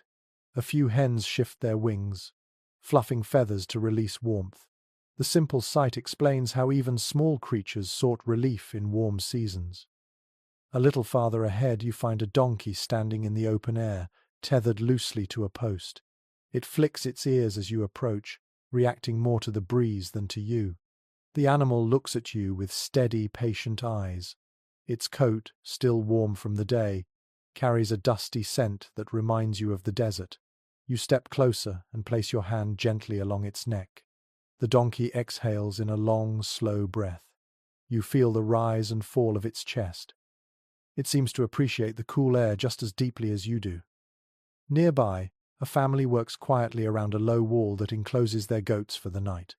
A man checks the thatched roofing, making sure it is open enough to allow airflow but secure enough to keep the goats from wandering.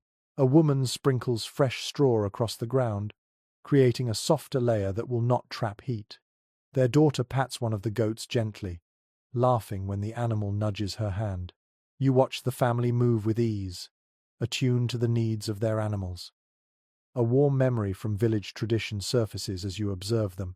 Some families believed goats sensed subtle shifts in temperature earlier than humans. When goats sought higher or lower ground at night, people took it as a sign of how the breeze would behave.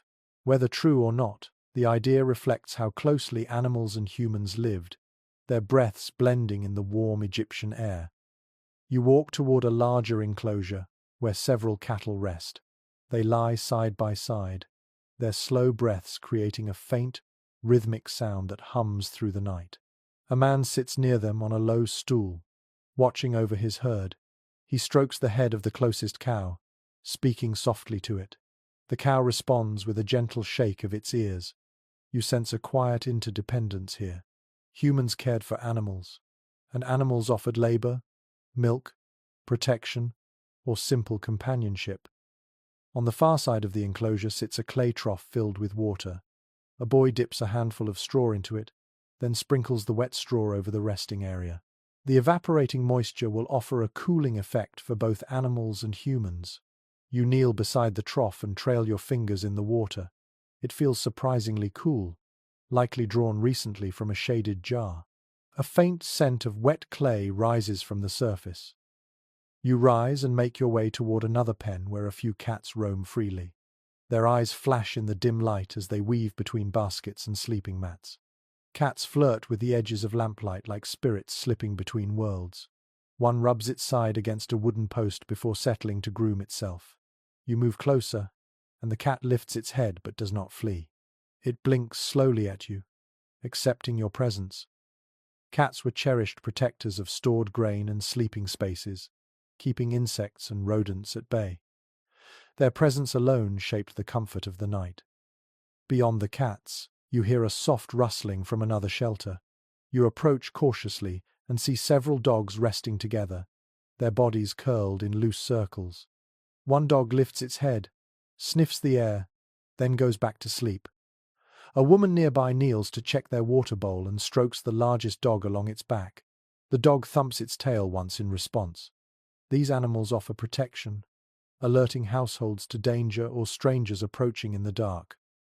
Their presence helps families sleep more peacefully. You continue walking until you find a spot where humans and animals share a single courtyard. A family sleeps under a simple canopy, their mats arranged neatly. A donkey rests not far from them, tethered but comfortable. A cat curls near the mother's mat. A few chickens roost overhead. A goat lies close to the child's sleeping space. The arrangement is not chaotic. It is balanced, shaped by familiarity and shared survival. A conversation drifts from the corner where two elders sit watching the animals settle. One suggests sleeping closer to the goats tonight because the breeze flows through that side of the courtyard. The other argues that the donkey produces more body heat, so they should move toward the opposite corner. Their discussion reflects a real practical concern. Animals could bring warmth that comforted or discomforted, depending on the night. Another pair of neighbors approaches the enclosure, discussing insect patterns. They note that animals tend to attract pests, but strong breezes tonight will keep mosquitoes away. One woman mentions that she once placed fragrant herbs near the animals to calm them. The other laughs and remembers a time when her goat preferred to sleep on her own mat. Their voices weave into the night, carrying the warmth of shared memory. You notice a few scattered objects that help manage the balance between animals and people. A bowl of herbs lies near the chickens to reduce pests. A woven fence directs airflow through the donkey's pen. A shade cloth hangs loosely above the goats, catching the breeze. Even the cats, quietly patrolling the courtyard, contribute to the delicate harmony of the night. You walk deeper into the enclosure and sit near the edge of the resting herd. The cow closest to you breathes deeply, releasing warm air that mingles with the cooler breeze. You let your hand rest gently on the ground, feeling the vibrations of the night. Animal pulses, human sounds, rustling leaves, and the distant hush of the river. The sounds blend into something almost musical. A deep low from the cattle, a soft bleat from a goat, a quiet cluck from chickens, a cat's gentle purr, and somewhere far away, a dog barking once before falling silent.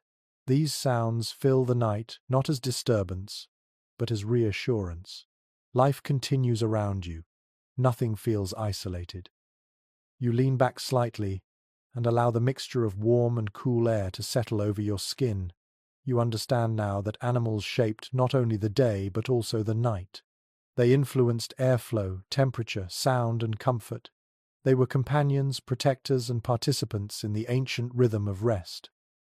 As you stand to continue your journey, you cast one last look at the courtyard where humans and animals lie together in peaceful patterns. The night feels deeper, richer, and more connected because of them. You step back onto the path, carrying with you the warm hum of shared breath and quiet harmony that defined countless summer nights along the Nile. You leave the shared courtyard of humans and animals behind, stepping into a narrow lane where the night grows darker and the warmth of the air feels heavier on your skin. A faint tension rises around you, subtle but noticeable, like the desert reminding you that even peaceful nights carry their own risks. The glow of homes grows sparse. The breeze weakens. You sense the shift immediately, as though the village itself is cautioning you to tread more carefully. For all the careful routines Egyptians followed to stay cool, nighttime held moments of danger no one fully ignored. You walk slowly, scanning the edges of the path. The silence here feels different, stretched thin in places. You remember how villagers earlier mentioned sleeping near the river or on rooftops depending on the season, but some avoided certain spots at night because of hazards that emerged only in darkness. These could be wandering animals, desperate thieves, or even shifting winds that sent pockets of hot air rushing unpredictably through open spaces. A detail often mentioned in ancient stories crosses your mind. Nights near the edge of settlements sometimes drew scavenging creatures. Wild dogs, stray jackals, and the occasional snake wandered close to human homes, searching for scraps left behind after meals. Few of these animals sought to harm people, but the sudden appearance of a hungry creature in the dark could startle anyone awake. You pause as you hear a faint rustling from behind a cluster of reed fencing. The noise is soft but irregular. You lean closer, cautious. A moment later, a jackal emerges, its eyes reflecting the faint moonlight. It watches you without fear or aggression, simply alert, as if judging your intentions. After a few still seconds, it slips away into the shadows. Your heartbeat settles, but the encounter reminds you how ancient Egyptian nights balanced beauty with uncertainty. You continue walking, noticing the air moving strangely around a corner. A sudden gust hits your cheek, warm and forceful. The wind shifts direction abruptly, stirring dust into the air. You cover your mouth and step aside as a swirl of hot wind rushes past. These bursts, unpredictable and occasionally intense, could disrupt sleep on open rooftops. Families often moved their mats at the last moment if they sensed a shift in the weather. You lift your face and feel the heat still clinging behind the gust, like an invisible hand refusing to let the day fully fade. Farther down the lane, you see two men standing beside a house, speaking in low but firm voices. One gestures toward the dark desert beyond the walls, explaining that a distant traveler saw footprints near the settlement's edge. The other tightens his grip on a thin staff and nods grimly. They suspect thieves wandering close, searching for unattended pots, grain baskets, or livestock. Such thieves were not common, but the extreme heat sometimes pushed desperate people into risky behavior. Even a simple clay jar had value if a family needed water badly enough. You slip past them quietly, not wanting to intrude on their tense conversation, but you feel their worry lingering behind you, a reminder that the ancient night demanded alertness. Light sleepers often woke at the slightest sound, not always because of discomfort, but because safety depended on awareness. As you walk, the path widens into a small open area where a single lantern burns beside a low wall. A woman sits there with her young son, comforting him. His eyes are wide with fear. She explains softly that he had woken suddenly from a dream, frightened by the sound of something knocking against the house. When you listen closely, you hear it too. A dull, irregular thud followed by a faint scrape. The woman leads you behind the wall and shows the source. A loose clay jar has been shifting in the wind, tapping against the stones. She smiles tiredly, relieved it was nothing worse. Her boy wipes his eyes and leans against her. She strokes his hair and guides him back toward their mat. That tender moment reminds you that danger does not always manifest as frightening creatures. Sometimes it comes in the form of sounds that strain the imagination in the dark. Egyptians knew that nighttime could play tricks on tired minds, especially when heat made sleep shallow. You move on, heading toward an unfinished structure that stands half-built. The wind whistles through its empty windows and gaps where walls are not yet filled with mudbrick. You step inside cautiously. The air here feels confused, spiraling unpredictably. Hot drafts collide with cooler breezes, creating a restless mixture. You realize immediately why no one would sleep in such a place. The temperature inside rises and falls sharply from one corner to the next. Even a pile of mats in a half-enclosed room might become suddenly unbearable if the wrong wind pushed through. You leave the structure and follow a faint glow ahead. The light comes from a small rooftop where a man keeps watch with a lantern in hand. He nods as you approach and explains that he is checking the rooftops to ensure children do not sleep too close to the edges. On cooler nights, families sometimes crowded onto rooftops, and the temptation to lay mats near parapets grew strong. But a single misstep in darkness could send someone tumbling to the hard earth below. His job is simple but vital. Make sure no one endangers themselves in pursuit of cooler air. A murmur of voices reaches you. You turn a corner and find a cluster of women standing near a slow-moving animal. A donkey appears restless, pacing and snorting. One woman explains that sudden pockets of hot air can distress certain animals, causing them to wander unpredictably. A restless donkey could wake entire households or knock over important objects. She guides the animal gently, speaking softly until its movements slow. The moment feels small, but revealing. The heat's unpredictability shaped behaviors in subtle ways all across the settlement. Farther along, you hear another sound that makes you pause. A faint scraping across stone, followed by a quick shuffle. You approach silently. A large lizard darts from beneath a broken basket, its claws scraping again before it disappears into a crack in the wall. You exhale softly. The creature was harmless, but its movement could easily have startled someone in the dark. In the distance, another voice rises. A man calls out briefly, then falls silent. You walk toward the sound and see him gesturing to someone inside a house. He warns them that shifting sands have formed a small dune near their back entrance. Such dunes could appear overnight, when desert winds changed. They blocked pathways, trapped cool air, or diverted breezes that families relied on. He uses a wooden shovel to flatten the sand, restoring the airflow. You continue walking until you reach a narrow path lined with tall reeds. They sway back and forth, creating shadows that move like figures walking beside you. The path is especially dark here. Twice you glance over your shoulder, imagining footsteps, but the only sound is the reeds brushing each other. Egyptians understood these shapes and noises, but even they felt unease in places where light did not reach. You reach the end of the path and pause. Behind you lie shifting winds, restless animals, wandering figures, and subtle threats that colored the night. Ahead of you lies the promise of safer ground and quieter moments. You take a slow breath. The warmth clings stubbornly, but you sense the night calming again. You walk forward, leaving behind the edge of danger and stepping once more into the gentler parts of the ancient Egyptian night. You step away from the narrow reed-lined path and find yourself entering a broader clearing where the night breathes a little easier. The air still carries weight, but it no longer presses against your chest with the same insistent heat.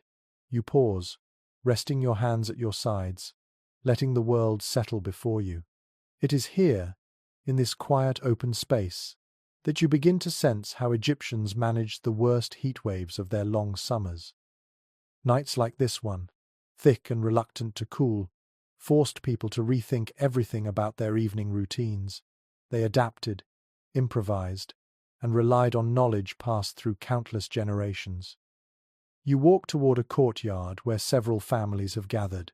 Their mats lie farther apart than usual, giving each person more room for airflow.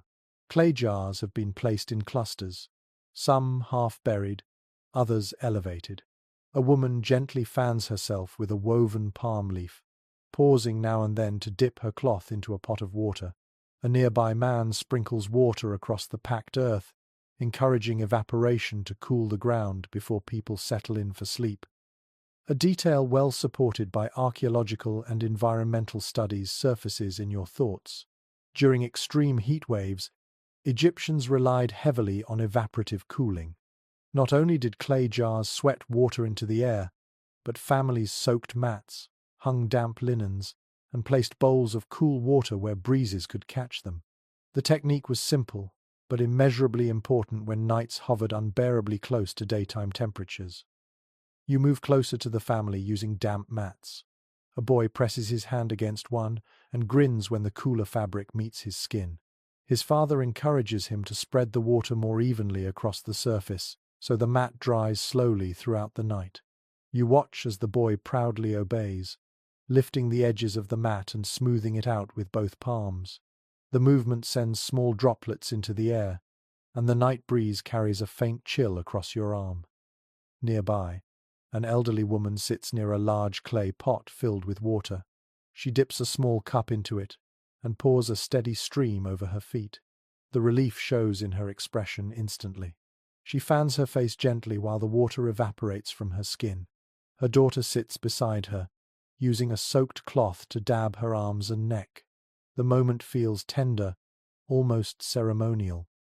You continue walking and notice another area where several families have constructed simple wind guides.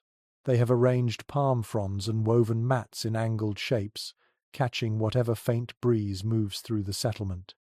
Even a whisper of airflow can feel like salvation in a heat wave. You step closer and stand behind one of the angled fronds.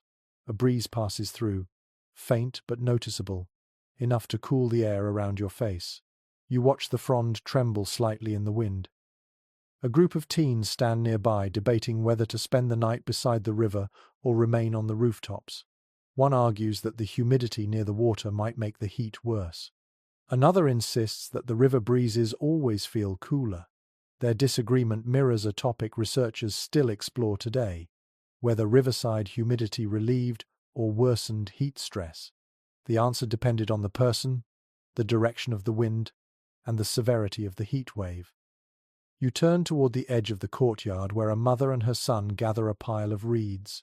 They use the reeds to weave a temporary cooling mat. She shows him how to leave small gaps between each reed to encourage airflow. The boy concentrates loudly, sticking his tongue out as he threads each piece. When he finishes, she places the mat near a basin of water and lets the breeze drift across it. The scent of fresh reeds fills the air, clean and calming. A father nearby adjusts a long linen sheet so it hangs like a low canopy above the sleeping area. He wets the lower edge of the cloth and lets the droplets drip slowly onto the ground.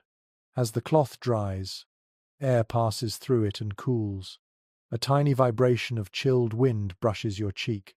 The technique requires discipline and constant attention, especially in extreme heat, but families learned it through trial and memory. The father ties the cloth firmly to two wooden stakes and steps back with satisfaction. You wander toward a group of elders discussing the oppressive heat. One speaks of past summers when temperatures were even worse. Another recalls a year when people slept in shifts all night long, trading places between rooftop breezes and courtyard cool spots. Their conversation reveals another truth. During heat waves, Sleep became fragmented.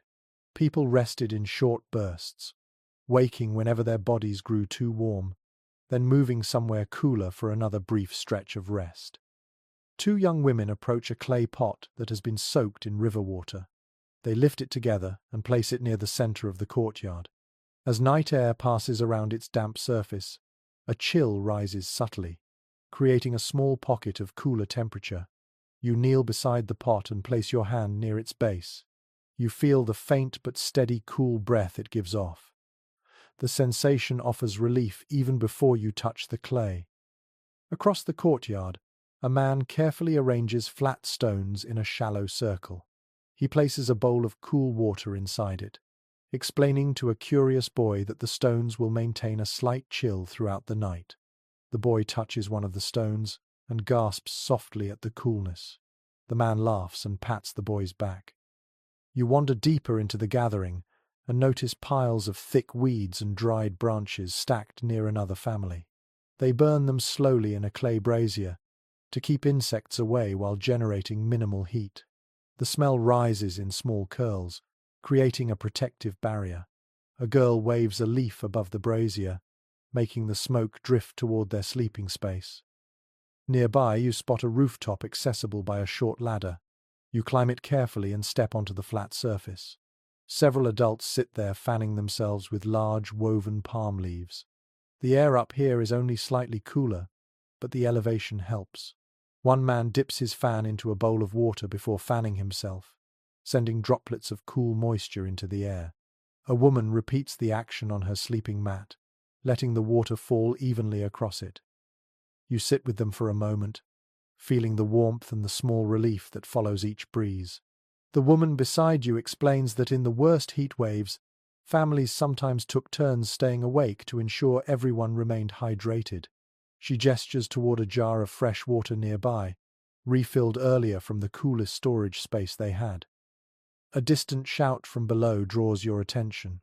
Someone calls that the breeze has grown stronger. People stir across the rooftops and courtyards. Hopeful. You feel it too. A slightly cooler current moves through your hair and across your arms.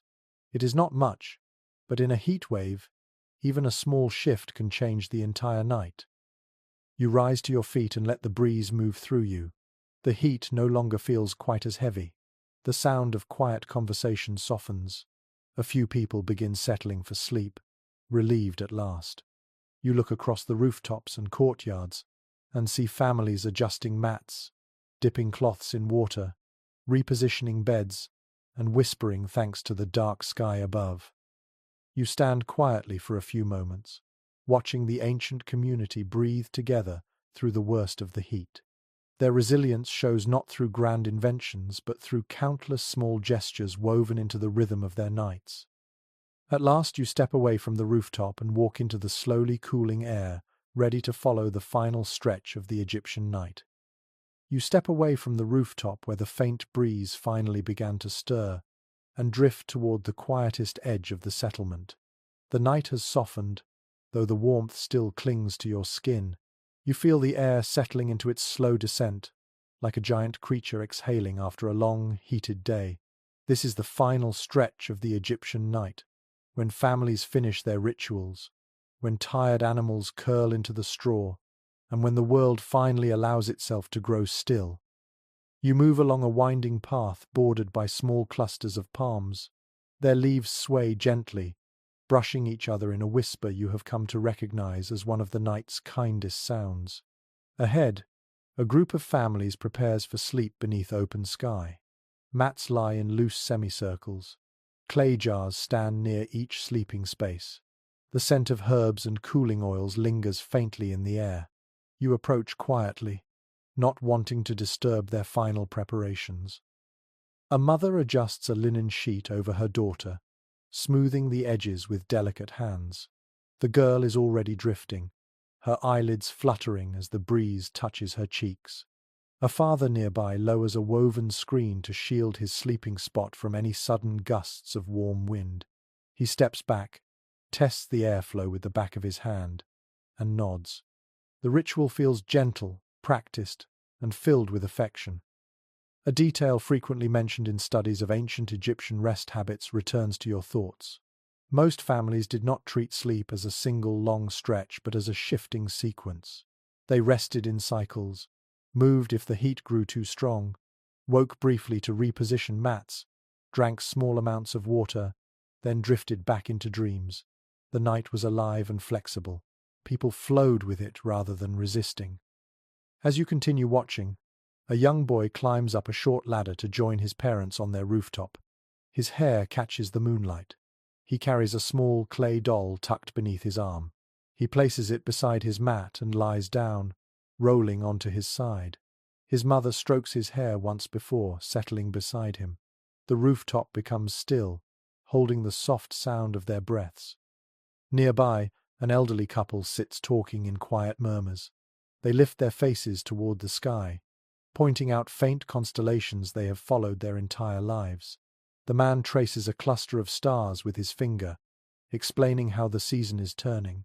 The woman nods thoughtfully, adding her own memories. Their voices blend with the rustle of distant palms, creating a lullaby shaped by memory and wind. You step toward the far edge of the rooftop and let your gaze fall over the entire settlement. Oil lamps flicker in a few remaining courtyards. A handful of people finish their nightly tasks. A woman closes her storage door.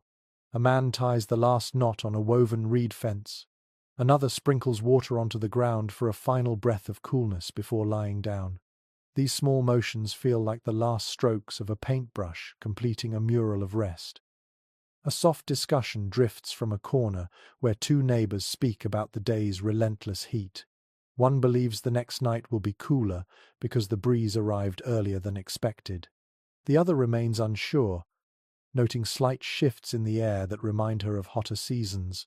Their voices carry a sense of gentle uncertainty that echoes the questions scholars still ask today. How accurately could Egyptians predict nightly cooling based on winds, stars, or seasonal patterns? No one fully agrees, and perhaps prediction mattered less than preparedness and instinct. You kneel beside an unoccupied mat and rest your hand on its woven surface. The reed fibers feel warm at first, but cooler beneath the top layer. You imagine lying here, letting the coolness spread along your spine, feeling heat slowly leave your body as the night draws forward. You picture yourself adjusting your position when a sudden warm gust drifts through, then sinking deeper into rest when the air cools once more. A soft grunt breaks your thoughts. You turn and see a dog circling near its family's sleeping area. It kneads the ground with its paws, then lies down in a perfect curl beside a clay jar. Its ears twitch at distant sounds, but its breathing soon steadies. Even animals feel the night easing. A young woman approaches with a small bowl of scented water. She dips her fingers into it and dabs her wrists, neck, and temples. She inhales deeply, then pours the remaining droplets onto the ground beside her mat. The aroma rises briefly before the night swallows it. She lies down, adjusting her hair so the breeze can reach her neck. In the dim corner of a courtyard, a man sits sharpening a reed pen, taking advantage of the last quiet minutes before he rests. He sets his tools aside and stretches his arms upward. He lifts his face toward the sky and closes his eyes, breathing slowly. He seems to absorb the night's final calm before lying down on his mat. A group of children finally settles, their whispered conversations dissolving into sleepy hums. One child rolls onto her stomach, letting the air touch her back. Another tugs a thin linen cloth over his shoulder. Their quiet murmurs fade into the hum of insects. You stand and walk slowly across the courtyard, feeling the night take on a different texture. Everything begins to hush. Breezes pass more softly, carrying a faint coolness that did not exist an hour ago. Conversations quieten. Lamps burn lower. Reeds stir gently.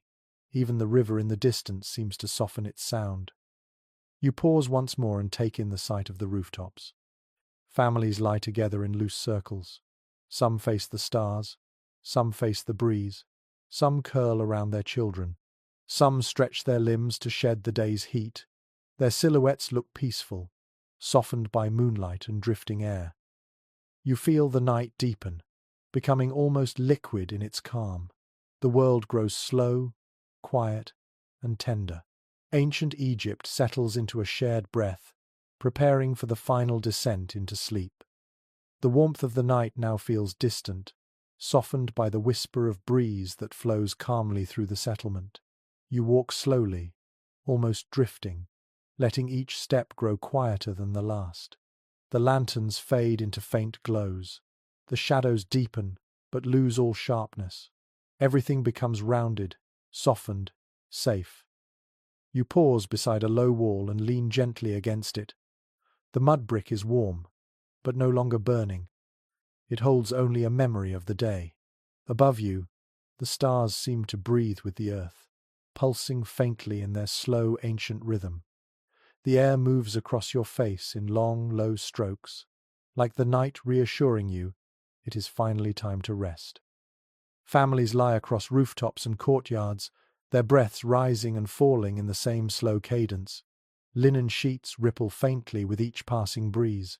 Clay jars glimmer in the moonlight. Mats shift quietly beneath sleeping bodies. Even the animals have fallen still. A dog sighs. A goat settles deeper into straw. A cat curls into a warm, silent knot. You take one more step, then another, as if floating through the final curtain of the night. The scents of herbs, lotus, and river air blend together into something impossibly gentle. The sounds fade, until only the softest rustles remain. You feel the world lowering its voice, dimming its edges, smoothing its textures. When you close your eyes, the desert cools around you, the river hums softly in the distance, and the sky drapes over you like a blanket woven from starlight and wind. You let your breath fall into the rhythm of the ancient night. Slow, easy, quiet. Sleep settles across Egypt, and soon it settles over you too.